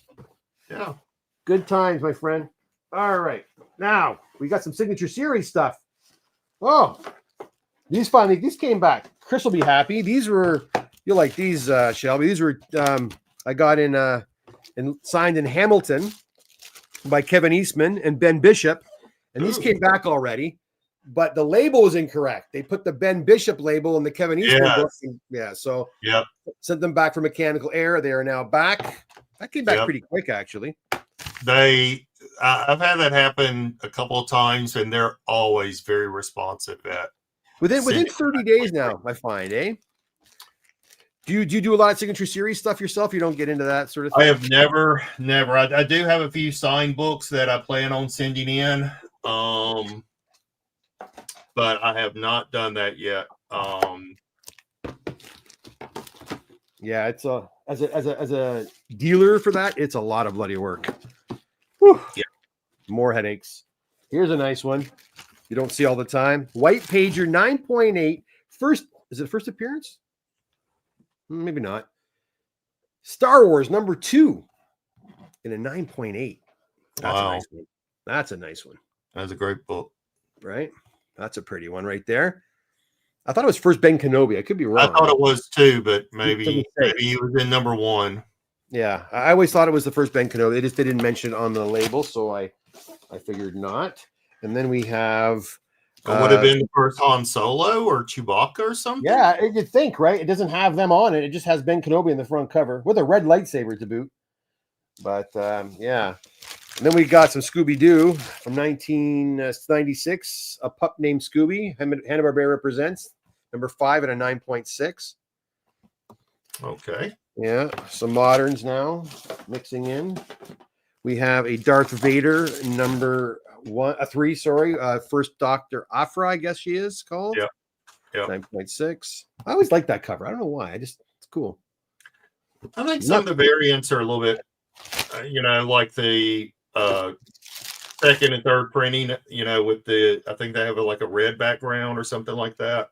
You buy modern stuff? Do you still buy modern books? No, I got rid of all my modern stuff, or I'm still trying to get rid of it. You sound like me. I just don't bother. Yeah.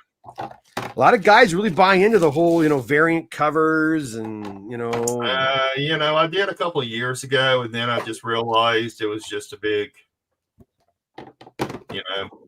Well, I'd rather spend the money on Silver Age. Yeah, it's exactly that. You sound just like me, man. I just got away from all that nonsense. And don't get me wrong, some of the art and some of the covers are just gorgeous. Like I see some really cool stuff. Yeah. But now I have a small collection of some modern, covers that I really, really like. There's some Peach Momokos I just love. Yeah. And so I've kept those, or usually anything with kitty cats on the cover I picked up. You like your cats, eh? Yeah, I can see your cat there sometimes. You only have one cat? I have 4 cats. I was gonna say, okay, yeah. And and then things that just mean something to me. We have pretty good cons down here, and so I always find something nice, to get like an artist to sign for me. Yeah, for sure. It's a lot of fun. It's fun for the person getting the book signed. It's just not fun for me to send it all in and get it all encapsulated and all that's just for my own. Everything but CGC. I just complain. I know it's just it's I tell you, it's funny. All the scandals they've had. We talked about this with Dr. Paul a minute. All the scandals and baloney. Everybody still wants their books graded, and it's I really wish I could get away from it. I don't love doing it. I want to spend more time working on the books, and I'm unfortunately forced to do everybody wants it, so I have to provide it. And it's Yeah. it's a necessary. I call it evil now, a necessary evil, unfortunately. But what would Logan do? I don't know. Here we go. Wolverine number, number what is it? Number 10, 8, a newsstand again. A newsstand? It says newsstand in a 9.8. There you go. Nice. First Mr. Fix-It, is it? Yeah. I think so.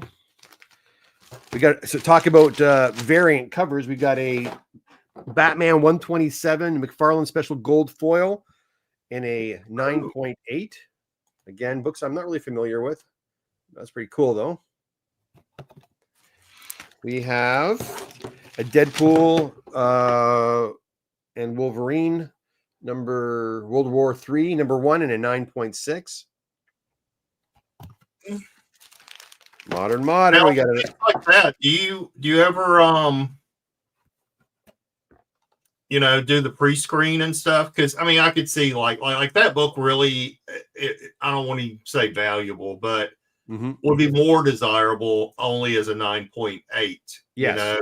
And do a pre-screen where it's like, hey, if you don't hit a 9.8, don't bother. Don't bother Slabby. Yeah. whatever the client wants. The client wants pre-screen on the books, we'll do it. If they don't, we just send them in and because you still got to pay $15 for the pre-screen Canadian, and it's like 38 to grade it. So you're already paying for the shipping and this and that. So people are just like, I just get it graded. But yeah, I do have guys who will strictly say 9.8 or nothing. And then we also do kind of a pre-screen at the shop. They'll say, can you guys, and this slows things down, by the way, and guys wonder why things can sometimes get slowed down. This is one of the things that will slow us down. If a client says, Kevin, here's 40 books, but the moderns have to get in, have to be good contenders, or just don't send them, or don't even work on them. Then we got to stop the presses, stop everything, pull the books out. Usually it's me and Charlo that go through them. And and then with me and Charlo, we're not at the shop at the same time. Sometimes he's in the mornings, I come in the afternoon, so we have to be at the exact same overlap, and then we'll sit down and we'll go through them. That will slow things down a bit, but we will go through the moderns and say, yeah, this is a shot at a 9.8. Try it. Not guaranteeing it, mind you, but we feel that we'll have a good shot at it. Yeah. We don't charge for that. You're sending your books into us. We'll just do that as a complimentary service. If it's 150 books, we might charge you something. If it's like 20 books, we'll do it pretty quickly. It's not a problem. But yeah, so it depends on what the client wants. Some guys, they don't care. They want their Amazing Spider-Man 10 graded, for whatever reason. It doesn't get the 9.8. It's an 8.5. I don't know. I have no idea what this book is worth. First appearance of Spider-Punk, so it's a popular book. Yeah. Like, why is that only an 8.5? To me, that looks nicer than an 8.5. Again, here, what's going on with that? What's up with that? I see some rippling there. I'll have to check that one. I'm going to put that one aside. That is kind of weird. I'll put that aside. That is strange. Radioactive Man, number 1. This is nice. 9.8. That's better. Bart Simpson book, Radioactive Man number 1, Bongo Comics. Those are quite popular. And that is box. No, it's not box number 3. We still got more. Oh boy, a lot more. We got quite a bit more to go here. We got Ultimate Spider-Man number 1. Here we go. I like to see that. 9.8. That's a popular one. Is that the new series? 2024, yeah. And that's with John Hickman. And Pichetto art. Then we got Edge of Spider-Verse number 5. First appearance of Spider. With Penny Parker.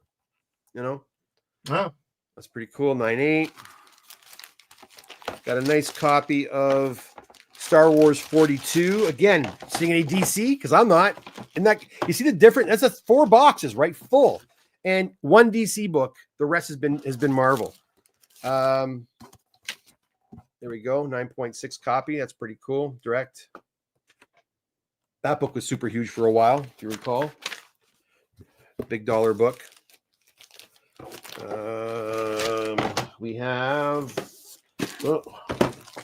We got Gunslinger Spawn number 1, 9.6. And some more. Here's some pretty covers here. We've got 9.8 copy. Yeah, I came back the same. 9.8 copy, X-Men 26. Oh, that is pretty. Yeah, the White Queen or whatever she's called. Queen, yeah. Yeah, nothing wrong with that. No, that's a good wall book. Yeah, the Virgin cover. We have the next one here. This is one that I sent in. Again, the customer insisted on it. Charlo and I are both like, it's not going to get higher. It was an 8 already. It came back an 8 again. It's a platinum cover. But anyways, you want to try, so we did. One of those things that maybe the grade will be a little bit more generous, but they weren't. It came back exactly the same as last time. Yeah. Doesn't always work.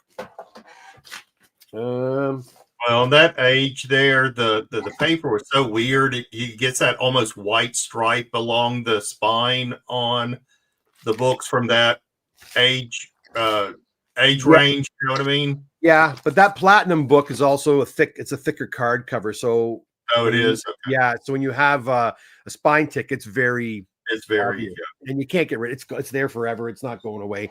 You can minimize it, but not going away. Secret Wars 8, now a 9.8 copy. We've got another Star Wars book, number 36. This one is in a 9.6. Right there. There you go. Some Carmine Infantino artwork. Yes. I ended up getting 4 pieces of original art of his from Iron Man. Oh. I got that on my July. I had a July 1st Canada Day sale at my shop last July 1st, and this fella came, friend of Roy's, and he had unbelievable original collection. This guy owned a comic store in the 80s and 70s, and he just brought what he had for himself, and he had and his prices were really good, and people were just going crazy for his stuff. I don't want to tell you how much money he made that day. But then I would love to buy more original art, but that's the problem is the prices aren't good nowadays. Oh, it's gone up like crazy. But I ended up buying 3 or 4. Carlo, who's on here earlier, bought a piece, and I bought a piece. I already put them away. I can't show you right this second, but yeah, it wasn't cheap. But hey, it's from Invincible Iron Man for like 1977. It was or 76. It was great. Yeah. So very happy about that. We have 9.0, another one of Star Wars number. Yeah, it does not say anything about Ben Kenobi on this one either. So, how do you keep from getting people's, if you have two different people with the same book, how do you keep from getting them mixed up? Just curious. Well, the person I like the most, they get the higher grade. I figured that works. Okay. That works out. There you go. Yeah. And somebody will take that seriously. No, I'm joking, people. I'm joking. No, it's all the cert numbers, right? The cert numbers. So everybody gets their own file folder.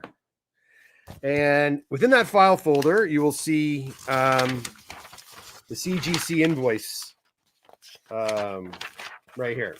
So the trick is every single customer, whether you have, and by the way, from moving forward, I'm taking 3 books for grading as a minimum. No more 1 book orders, unless it's like a big book, and I'll do 1 book. But if it's like 3 modern, if it's a modern order, it has to have 3 moderns. Anyways, everybody gets their own submission form.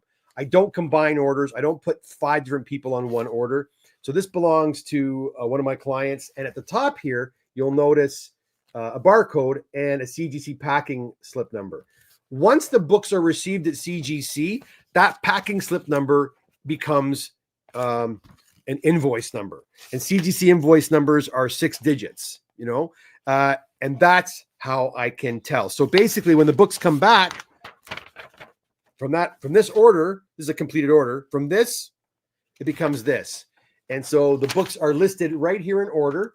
There is the CGC invoice number 451. Right. You did mention one time on your show is you do package them up like in bundles, and then you send a bunch of bundles all at once. And I can mix people's orders together in those bundles, but I won't put like 3 ASM 300 together. Right. Yeah. They're all unique. Anyway, it's the certification numbers are attached back to the original. Okay. That makes sense. So, yeah. So I can have 25 of the exact same book from 25 different people, and each one will have a unique certification number. So yeah, you got to be organized doing this stuff, man, especially with the amount of books that are coming in. Yeah. I was going to ask like how many books you probably have at your office at one time that y'all are working, but I figured that would be that would remind you too much of how much work you got to do. Yeah, it's like I said, the comic book market has really shifted. I started noticing a change about 2 years ago. I started noticing a decline in the amount of books that were coming in. I did the Toronto Comic Book Show, and I've done it for 10, 11 years, 12, whatever long it's been.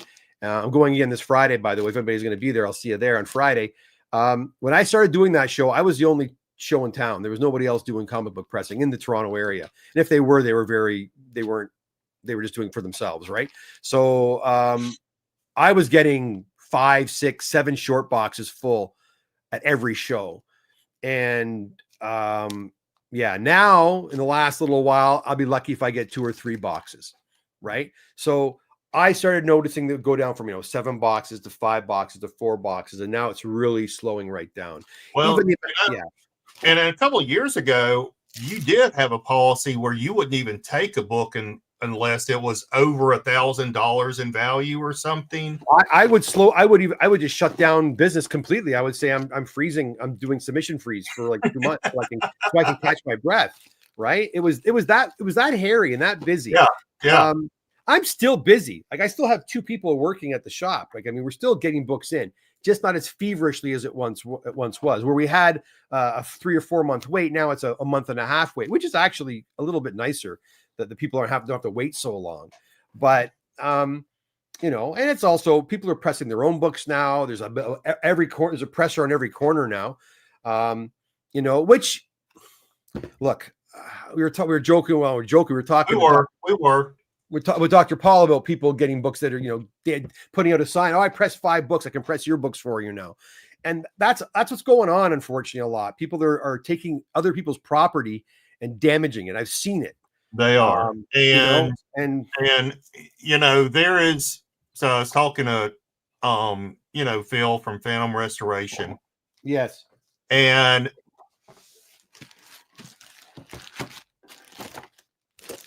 he has 2 rules that he gives people. He's like, 1,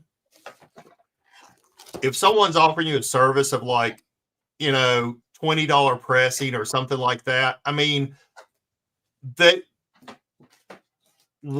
volume you got to do to make any kind of profit at that level, you know what I'm saying? Because to do 1 book, even a modern book, and just simple clean and press, I mean, you've got hours involved in that. People don't see that. They don't realize. They think it's a 5-minute press. It's not an hour. It's not an hour job. It's not a 30-minute job. It is like a 4, 6, 8 hour for 1 book. And, so those people are got to be doing massive volumes to even try to make a profit. And there's just so much room for error and damage and things like that. Second, if they don't have insurance. Exactly. Okay. So, and that's it, right? I pay around $300 to $400 a month for insurance, right? And my shipping insurance alone is huge. Like, and I'm covered for $50,000 per shipment per day. So I know for a fact a lot of these guys don't have it. And the reason I know is it's not easy. No. It's not easy to find down in the States. I know it's a lot easier to find insurance down there. It is. I think so. I did my research back in the day. Maybe it's changed, but here, my broker bends over backwards to try to find someone to cover what I do, because what I do is very specialized. So you just can't walk into your State Farm and get business insurance for comic book pressing. Does not exist, and most insurance companies don't want to touch collectibles. They don't even want to get anywhere near it. So I pay a premium because of that. And I know for a fact these dudes don't have it, because they're not if they're charging $10 a book, how are they going to pay $500-$600 a month for insurance? Exactly. So it's a bit of a joke. But again, like Dr. Paul, everybody can do what they want to do. I'm not saying don't do your own book. Go ahead. I encourage people to work on their own stuff. If you find it enjoyable and it's fun, do it. But don't take people's money unless you are willing to stand behind your work. You know what I mean? And you're not, and you're not devaluing your brand by only charging $10. Well, that's it. Right. Yeah. All right. So Colton the Gamer says, happy to finally see my glorious Rocket Raccoon comic once again. But Wonder where then he says, I wonder where my Marvel Ages book is. and I think it's here. I think this is it because it came in last week. Oh, beautiful cloak and dagger cover. Is that it, Colton? Please let me know because I think it is. Could be wrong. Oh yeah, I think it is. Marvel Age, yeah, 25. I think it is. Anyways, it got shipped with a different box and it had no label with it. Like it didn't have a cert number. They messed up at CGC, but it always comes out in the wash. It always comes out in the wash. You know, they'll send a book with a wrong box and anyways, always comes out in the wash. All right, let's keep going here. We finish this third box off, and I got one more to go after that. We got a Spider-Man Noir. All these Miles Morales first appearances here today, right? There it is. And they're doing a show with Nick Cage on that one, I heard. Yeah. And then we got Redneck number 1 in a 9.8. Oh, very nice. Never heard of it. No, Skybound 20th anniversary. Donny Cates story. All right. And then we have a Swamp Thing. Oh, I do know that book. Yes, that's the vampire book.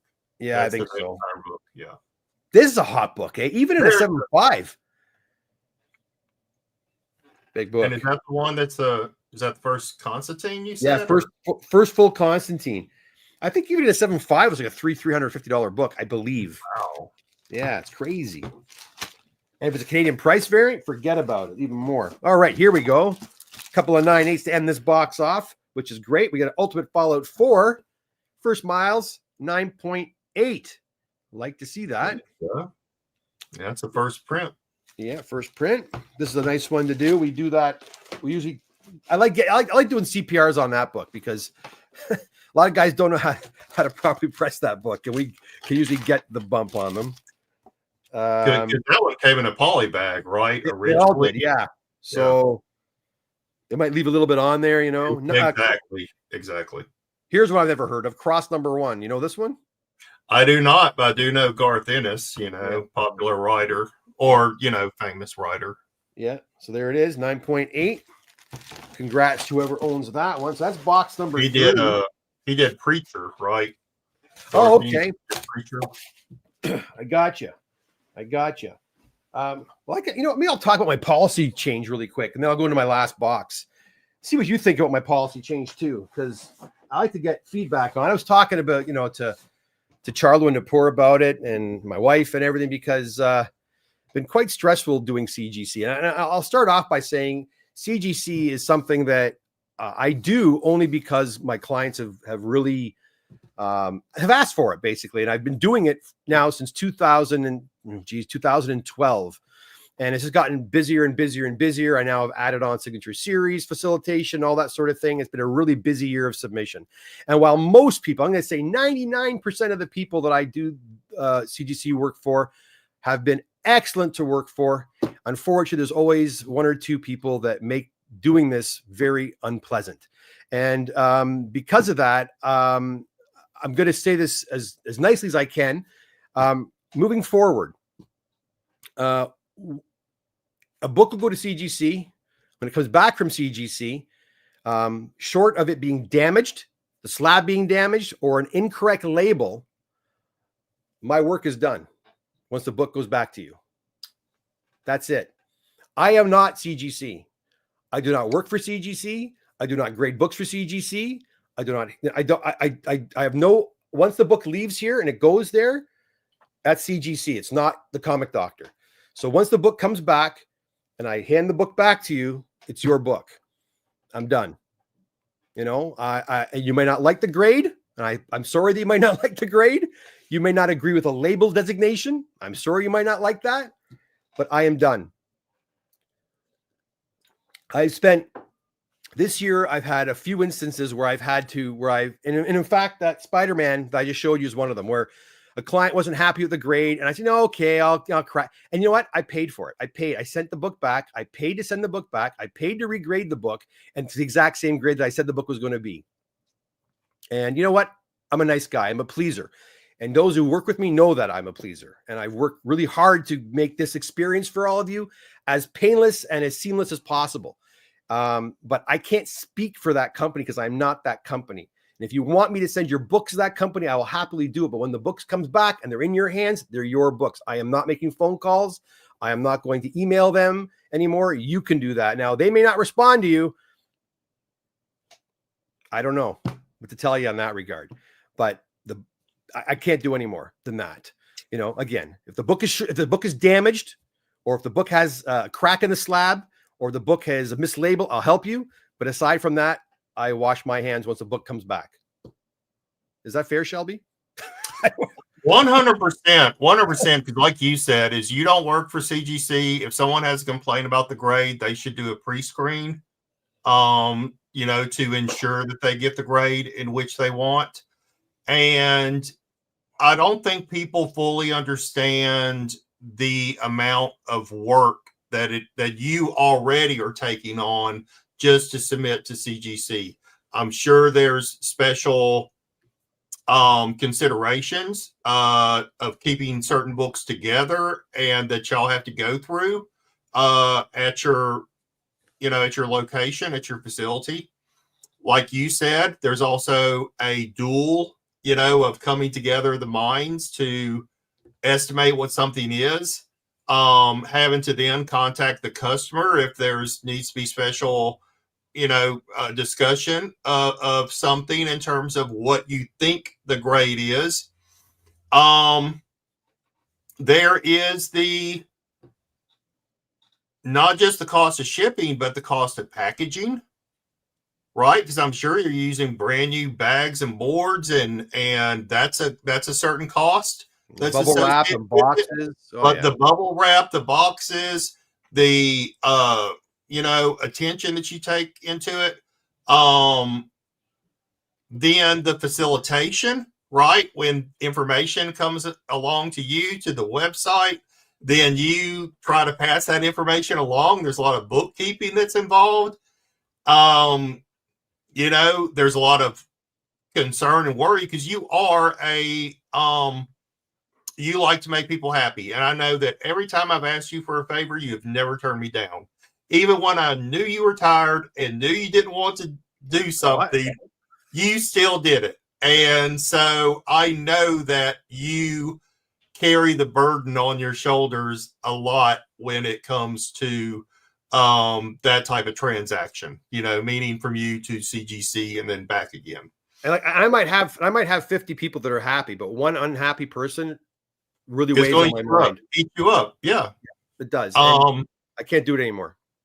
Yeah. So. And so with all of that, then making you basically the gatekeeper or the, you know, go-between, you know, between a customer and CGC is, yeah, come on, man. I mean, I probably would have done several other things and cut it out. So I think this is very realistic. And like you said, who knows what that is going to entail between that person and CGC. I mean, I'm assuming that, hey, they have the cert number, they have the information, they can contact and well, CGC, you know, they're not very helpful. I'll be honest. CGC, if a client contacts them they're complaining about whatever, they'll tell them to contact me to deal with it, but I'm not dealing with it. Look, I don't know what people might think. I don't make a ton of money doing CGC. I really, really don't. You and I talked about that. You I saw Jeff Rossi on here. He'll attest to that too. But anyway, right. Go ahead. So you have a certain level in which you're a member of CGC. Thus, you get a very small discount, and then you know. So that's part of it. And hey, look, let's face it. That 25 or 20 or 25%, and it's probably more around less than 20%. No, it's 25%. They give you a discount on the grading, right? Right. But that's probably lower once you put in the cost of the time, the special care that goes on at your facility with it, the bags and boards, the packaging, the boxes, you know, and all of that stuff involved, and shipping and insurance, right? I'm sure you're not charging people for that. You're only charging them for the service of the grading. You're not charging them in addition to, you know, for the insurance and shipping costs and all that. You're probably making more around 10. I would think 10 to 12% if you're lucky on a CGC order. And when you're talking about, you know, a $30, yeah, that you might be making $2.50. Come on, man. And then some people will expect me to send books back or complain to CGC or write to CGC. Like even to compose an email takes me 20 minutes, right? And then they're going to respond. And I got to, you know, that's what I'm saying. So that's why, you know, if you're not happy, I crack the book out and make it raw again and put it back in your collection, or I don't know what else to say, but or send in your own books. Go, God bless you. Go ahead and do that. Like I tell people, I love it when I got a client come in and say, Kevin, I do my own CGC. I want to kiss them. I say, oh, that's fantastic. All I got to do is press and clean these. That's fantastic. I actually encourage it. But they do it once and then usually come back and say, you do it. And I go, yeah, exactly. Right. Cause they know it's a burden. It's a lot of work. And then it's a custom nonsense. It's a pain. It's not a, not to be a sour grape. I'm very appreciative of everybody who sends books through me. I do. And again, this is only in regards to a very small number of clients who just, you know, expect a little bit more after the books have been, when the job is done. You know, there are there's other people out there doing this too. Do your homework. I've been doing this for several years. I'm here for a reason still. You know, I know a lot of guys who started and have gone, and I'm still standing. And there's a reason for that. So if you want that and someone you want to work with, then give me a call. If not, then if you rather go somewhere else, God bless. God bless. You know, anyways. But again, I do thank everybody who does choose to use me as a presser and their CGC facilitator. But yeah, once the books are returned and they're not damaged, that's it. I'm done. I check out at that point. Anyways, that's it. That's all I'm going to say about that. Well, and then we're not even talking about that, right? You now having to organize all those books, separate them out, repackage them, send them back to the customer. I mean, come on, dude. Yeah, it's never ending. I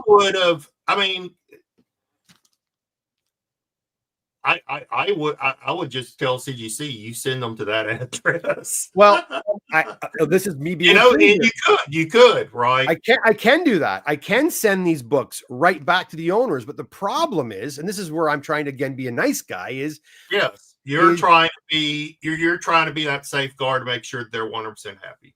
Not only that, I'm as a Canadian now, my American clients, the books do go right back to them. Goes right back to them. But here in Canada, the shipping is so expensive that it's cheaper for the books to come to me first. Then I sort the books and then I package them. More work.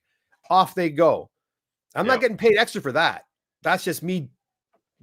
I'm thinking to myself, I'm crazy doing this now. But I mean, yeah, I am. For the books, for one book to ship back to CGC, or from CGC to anybody in Canada, for one book, it's like at least $80 Canadian. Right? Yeah, y'all are crazy with your. It's ridiculous.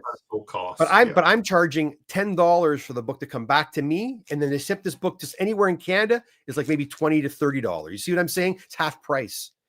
So that's why I do it. That's why I have the books. Yeah, you're right. It'd be so much easier if I just sent the books, put the people's address on it, and they pay CGC their FedEx shipping. Yeah, I would save so much time and energy and fuss and frustration, but and maybe I will start doing that. You wouldn't have content to make. What's that? You wouldn't have content to make. That's okay. but that's time too, right, Shelby? Like, it's time. I come in here on Tuesday nights. Again, why do I come here on Tuesday nights? Do I get tons of clients from my YouTube channel? I probably get a few. I'm not saying I don't. But I do that because boy, oh boy. And I've said this before. I come on here because, like for example, Colton, where's my comic book?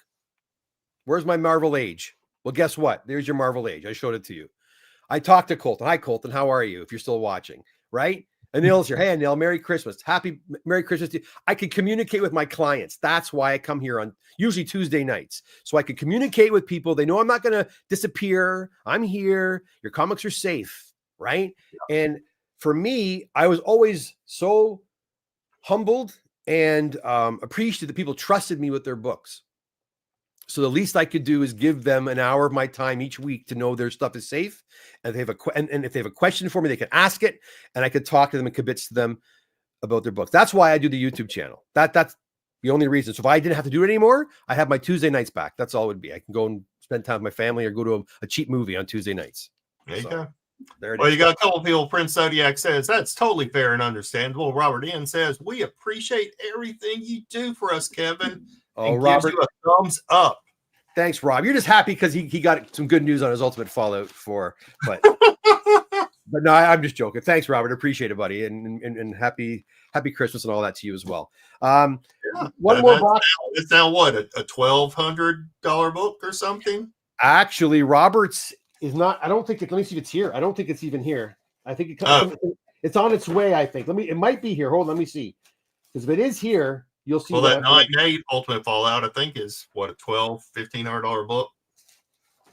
It's going to arrive today, I believe. It's actually not this it's the incentive. It's the retailer incentive 1 in 100. Ooh, yeah. It's worth probably in a 9.8. During COVID, they were selling for $40,000 for real. Crazy. Yeah. Now I think I haven't checked, but last time I did check, they were selling for around 7,000, 7,000. That's still crazy. Oh, 100% for a modern book. But that's his book. He had it and we pressed it and we kind of were like, do we grade it? Do we not grade it? Oh, it's actually signed too. It's signed. He got JSA to authenticate it. And he's like, I'm like, you should get this done, man. This is a big book. Yeah, like, go ahead and do that. Yeah. And he did. I think you're happy, right, Robert? We did it because you got your 9.8, baby. Which is good. All right, let's keep going. We got a nice big one coming up here too. We have a 9.2 copy. Again, going with that whole first appearance of Penny Parker. That whole you showed a Great Avengers a minute ago. It was the first Black Knight, I think. I do have one of. Okay, I'll show you that one first. I got a bunch of Avengers here. Black Knight number 48 in a 8.5. Not a bad grade either. An 8.5. No, I think mine is a 7.0 or 7.5. I can't remember. Yeah, I bought about 10 of these when the Eternals came out, and they're just sitting in a box somewhere. I never did get around. I always buy it. I'll press it and get it, send it out for myself. I never ever do because I never have the time. Here's a nice Avengers book that I think you'll all appreciate and love because it is Avengers number 1. And a 3.5. Also not a bad grade. Not a bad grade. That's still on my bucket list too. That's a pretty one. Man, better than a 3.5 to me. That back looks great. Yeah, you know what? No, it's missing and stuff. You know what I'm saying? It's just all spine tape. Like. This one had some masking tape. See, this is the thing. This one had some masking tape. Zoom. I don't know if you can see it. Right, there's a line right there, and the masking tape became hard, and I wasn't going to try to remove that masking tape. I mean, we played with it a bit. I said, no, it's going to destroy the book. So we left the masking tape as is. And that's probably why it's a 3.5. Because it's probably more like a 4. You're right. I would think. Yeah. Okay. Yeah. If you look at the notes, I'm sure it's going to mention that masking tape on the back. But a beautiful copy nonetheless. We also have another Avengers book. I think it's first Dane Whitman here. 6.5. Very cool. We've been Avengers 15 and an 8.5. Nice early Avenger and an 8.15. Nothing wrong. That is 8.5. Yeah, you don't see that book too often. I mean, you see the one right after it, which is 16, which I think is the Avengers Assemble cover. Okay. But number 15, you just don't see. Nice book. Nice book. Check another one. Nice Dr. Doom cover here. Oh my God. Yeah. 5, beautiful. I think mine's only an 8.0 in that one. I'm going to tell you guys, and maybe Shelby can agree. Early Avengers books are so affordable. They are so affordable. I'm telling you, I never thought I would be saying that I am going after a number 1 and number 4 because they are affordable right now. And Yes. even high grade, like my Avengers 16, which I think is the Avengers Assemble cover. I think mine's a 9.2 and I paid $300 for it. Well, there you go. You know, right? I mean, come on, man. Yeah, no, those they're so great. Such great Kirby artwork, and and there's just something about the way those Silver Age, the gloss is on those covers of that era of the Silver Age, and I just can't believe how inexpensive they are. Like in comparison to like the X-Men books or to right. Daredevil or whatever. They're just really affordable. So if you want to put a Marvel run together, Avengers is a great one to start with. Right. Yeah. Because all those issues under number 25 you can pick up for a good price. Yeah. Ghost Rider number 1. Probably have a copy one? of that in your Bronze Age stash and a 6.5. Very nice. Oh my gosh. I think I was I think I put the wrong. I think I did. You know, the thumbnail I have is of the Super Friends. Have you noticed that or not? I don't know. I'd have to go look. And I'm such a bozo because I think I got it mixed up. I was so excited to show you another DC book. It's not. I got it mixed up with this. The Spider-Man and his amazing friends. The 2 cartoons I used to watch as a kid, big time, was obviously the Super Friends, but then this was the other one in the early 80s. Was that? This is 81. And when I was doing the thumbnail, I saw this, but for some reason I thought Super Friends. So my thumbnail's incorrect. If you are looking for a Super Friends number 1 to show up on the show today, it will not happen. But you have a nice copy of Spider-Man and His Amazing Friends, and it's a 9. Looks like it's double signed. Yeah, Al Milgrom and John Romita Jr. Beautiful book. I love this. Gorgeous. That's a great Al Milgrom signature. His signatures usually aren't that good. Yeah. I don't know why you have JR signing it because that's his father's artwork, I believe. Yeah, I think that's interesting. Let's see. No, John Romita worked on the cover with Al Milgrom. It says John Romita Jr. It says Junior. John Romita Jr. and Al Milgrom cover. Wow. Yeah. John Romita Jr. that early? Yeah, I guess so. And it's a first appearance of Firestar, who I love Firestar. So I loved it. I love that cartoon. Yeah, so did I. Great comic. Congratulations. I think I'm not going to mention the name. I think I know whose book that is. That's fantastic. I'm very happy you got a 9.8 on that. Yeah, it's a beautiful book. Yeah. But so would be a Super Friends number 1, which I've got a run of Super Friends. Yeah. Oh, do you? I think I have a few of them. I have a number 1 somewhere. Here's a pretty common one, a Silver Spider number 1 and a 9.8. And it's always accompanied usually by the gold copy, which this one is, again, in a 9.8. Very nice. Right? And you got to have these books in a 9.8 or they're just, it barely pays for all the work, I think, if it's not in a 9.8. And then another Daredevil. Now, this one belongs to Kalen, I believe. I saw him last week at the convention in Toronto in a 3.0. Congratulations. I think you were thinking a 2.5, so I think a 3.5 will satisfy that. And what is the deal? Why do you not see that Daredevil number 1 in higher grades? Most of the time you see them, they're in 2.0 to 3.0. You do not see that book in high grades, even mid grades. Yeah, I think it's just the prices are so affordable, right? In the lower grades, people kind of they gravitate to buying it low. I have a 5.5 of my own. Yeah, I pressed one to a 9.4 before. I remember a long time ago, but they're out there. But yeah, I mean, it's like everything else. I mean, I know I'm probably going to have to end up settling for a 2.5, 3.0. So yeah, if that other one is for sale, I would definitely be interested. Okay. So while you're taking a break real quick, yes, Robert Ian said, and I'm assuming this was about that. Oh yeah, Marco. Did you? I can't even say. Yeah, Marco. Did Georgia Vic. Verified. signature for that first Miles Morales. And then Neil asks, I think I saw some of my books on the last video, but I've not received an invoice. Are you waiting for all the books to be back before sending me an invoice? No, I've got about 50 invoices right beside me I got to send. I just haven't had a chance to do it yet. So, and now it's Christmas Eve, and I feel bad sending out invoices on Christmas Eve. I feel like Scrooge, like, where's my money? Like that kind of thing. But I if I have time, I may do some today. I won't do any tomorrow.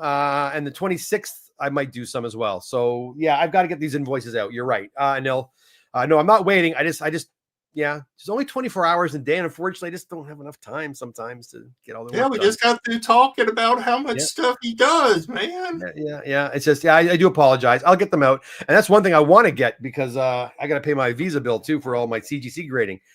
But yeah, it'll be soon. It'll be soon enough.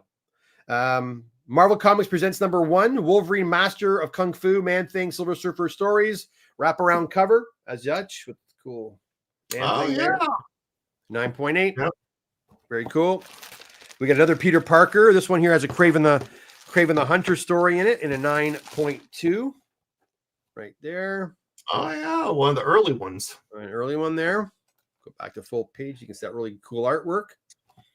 Then we got an X Factor #6, first appearance of Apocalypse in a 9.2 Canadian price variant, mind you, CPV. Then we have a Miss Marvel #1 in a 9.8. Beautiful. Then we have a Deadpool Kills the Marvel Universe #1 in a 9.8. That's like you said, Shelby, you want them in 9.8, these moderns, We got a Spider-Verse, Edge of Spider-Verse #2, fourth printing in a 9.8. Pretty cool. Yeah, those later printings with the different colors, the purple and the blue and all that. Yeah. And everybody's so concerned about getting this book. This book is notorious for the waves. You see the waves in it? Yeah. Yeah. And the reason you get those waves is the paper's really thin and cheap, and you have all that dark ink on there. So, it's like paper. You wet paper, it kind of warps, right?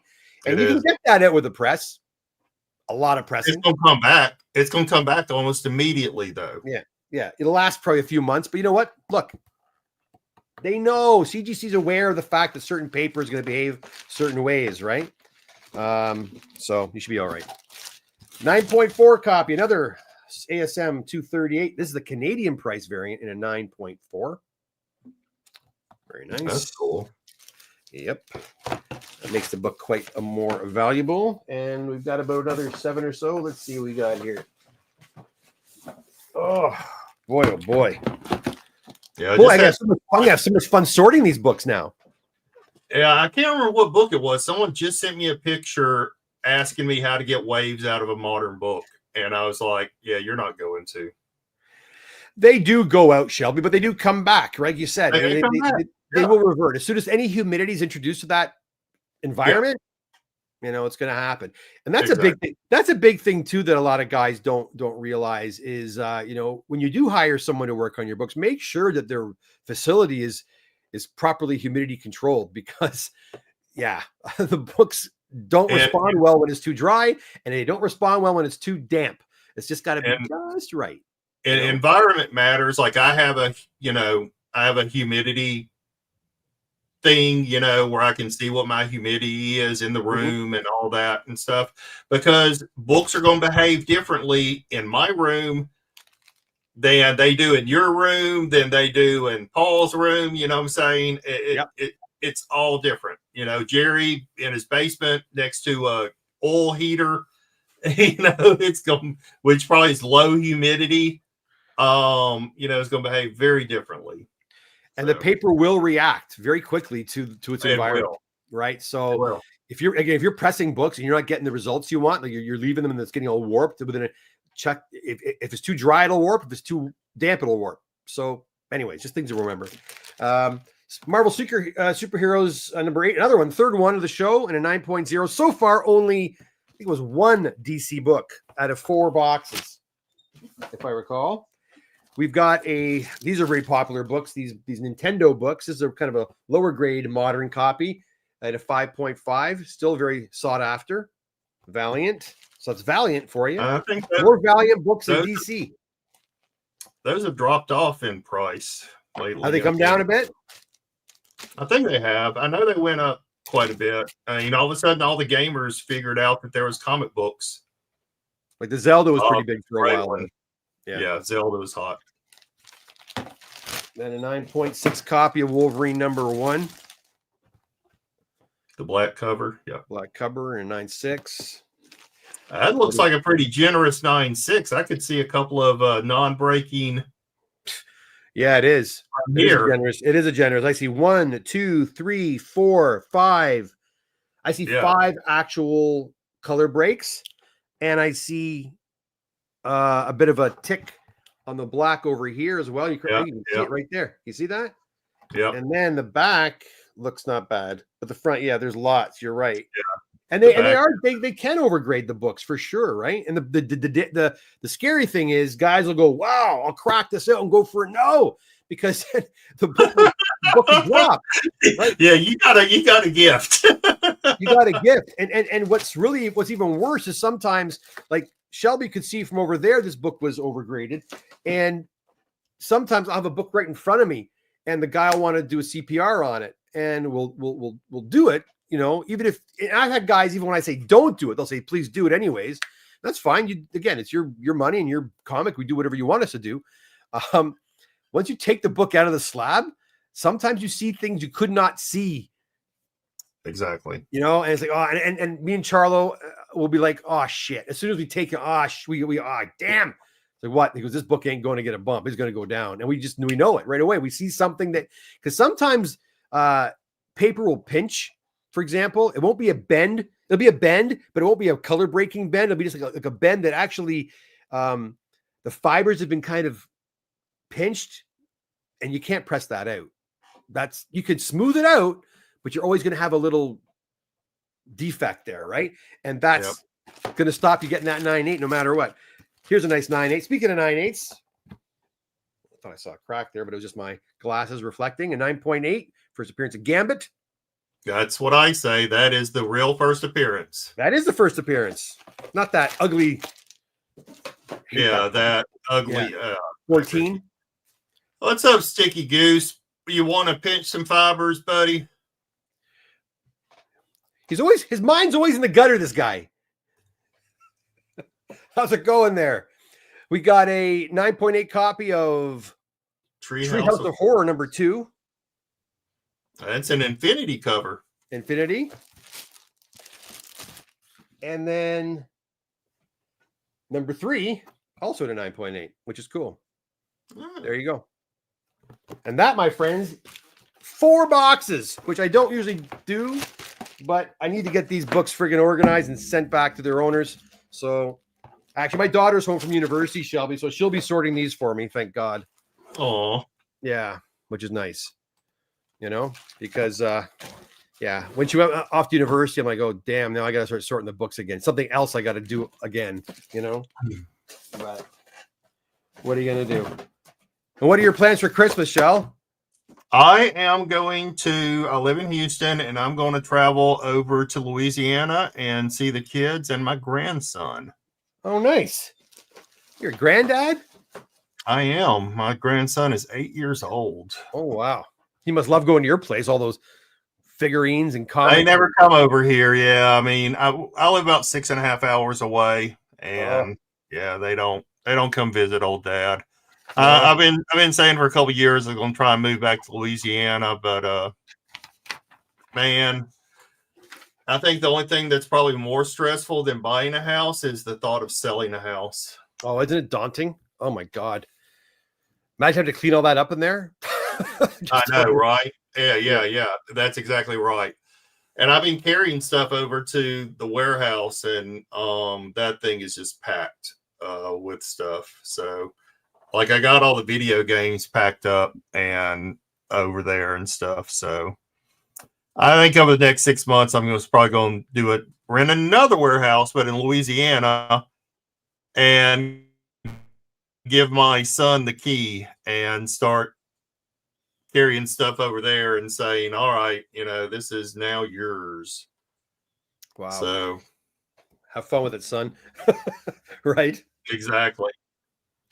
Well, listen, we've been going for, I think, 2.5 hours. So if you're just getting here, we had quite the show. We went over Shelby and Dr. Paul's new venture. If you want to show the book again, Comic Book Conservation. This is a book that you're going to want to pick up if you're a comic book enthusiast. Whether you press and clean books or do conservation yourself, if you're just a comic book fan, it's got a wealth of knowledge regarding comic book conservation. These guys have put a lot of blood, sweat, and tears into this book. You can pre-purchase your copy at Kickstarter at a $10 discount. Just go over to Kickstarter and put the title of the book in. It'll pop up, and I'm going to put a link at the bottom of this video as well, so you can get right there and buy one. I'm going to buy one as soon as I do that myself today, so please do so. Shelby, thanks for coming by. Hey, man, I've been wanting to hang out with you. I mean, we talk on the phone every now and then, but getting a chance just to hang out and stuff and visit, and it's something we haven't done in a couple of years. So I really enjoyed it. Even outside of promoting the book and stuff, because you're such a great guy. You are, like I said, you've always been such a good friend to me. So thank you so much for who you are, man. And Merry Christmas. Merry Christmas to you. Safe travels to visit your family down in Louisiana, and Happy New Year and all that. And I'm sure we'll talk again very, very, very soon. Yep. So. All right, guys, there you go. Shelby from Shelby's Comics. Make sure you also give him a follow over at his YouTube channel. My friends, that was a lot of books. So yeah, I'm going to sort through these over the next few days. Well, hey, it's Christmas. Maybe I should take a day and a half off. What do you think? Yeah, I'm not going to do anything today or tomorrow. But the 26th, I'll be back at it, and I'll be at the Toronto Comic Book Show on Friday. It's free admission. It's from noon until 6. I'll be there taking submissions for, of course, pressing and cleaning and CGC grading. And the Boxing Week special will be 10% off CGC grading. I don't ever usually give discounts on CGC. That's what it's going to be. Over at the shop, I've already announced earlier, if you're local to my shop on Saturday from 11 until 2, Boxing Day Madness, my $1 bins, they've been half price. Well, now 25 cents per book on Saturday only, with a minimum purchase of, I'm going to say $5 because, you might not find what you want. So I'll say a minimum purchase of $5, 25 cents a book. Boy, oh boy, blowing those babies out. And I'll have other sales throughout the store, pretty good ones too. Watch me over on social media. I'll post something in the next couple of days to let you know exactly what's going to be on sale. But again, I hope you're going to see me over at the comic book show on Friday. And again, if not, guys, have a fantastic Christmas with your family. Have a fantastic rest of your week. Try to take it easy. I know I sure am going to try to take it easy. And until next time, take care. Oh, I got to have my outro here. Take care. All the best. Bye for now.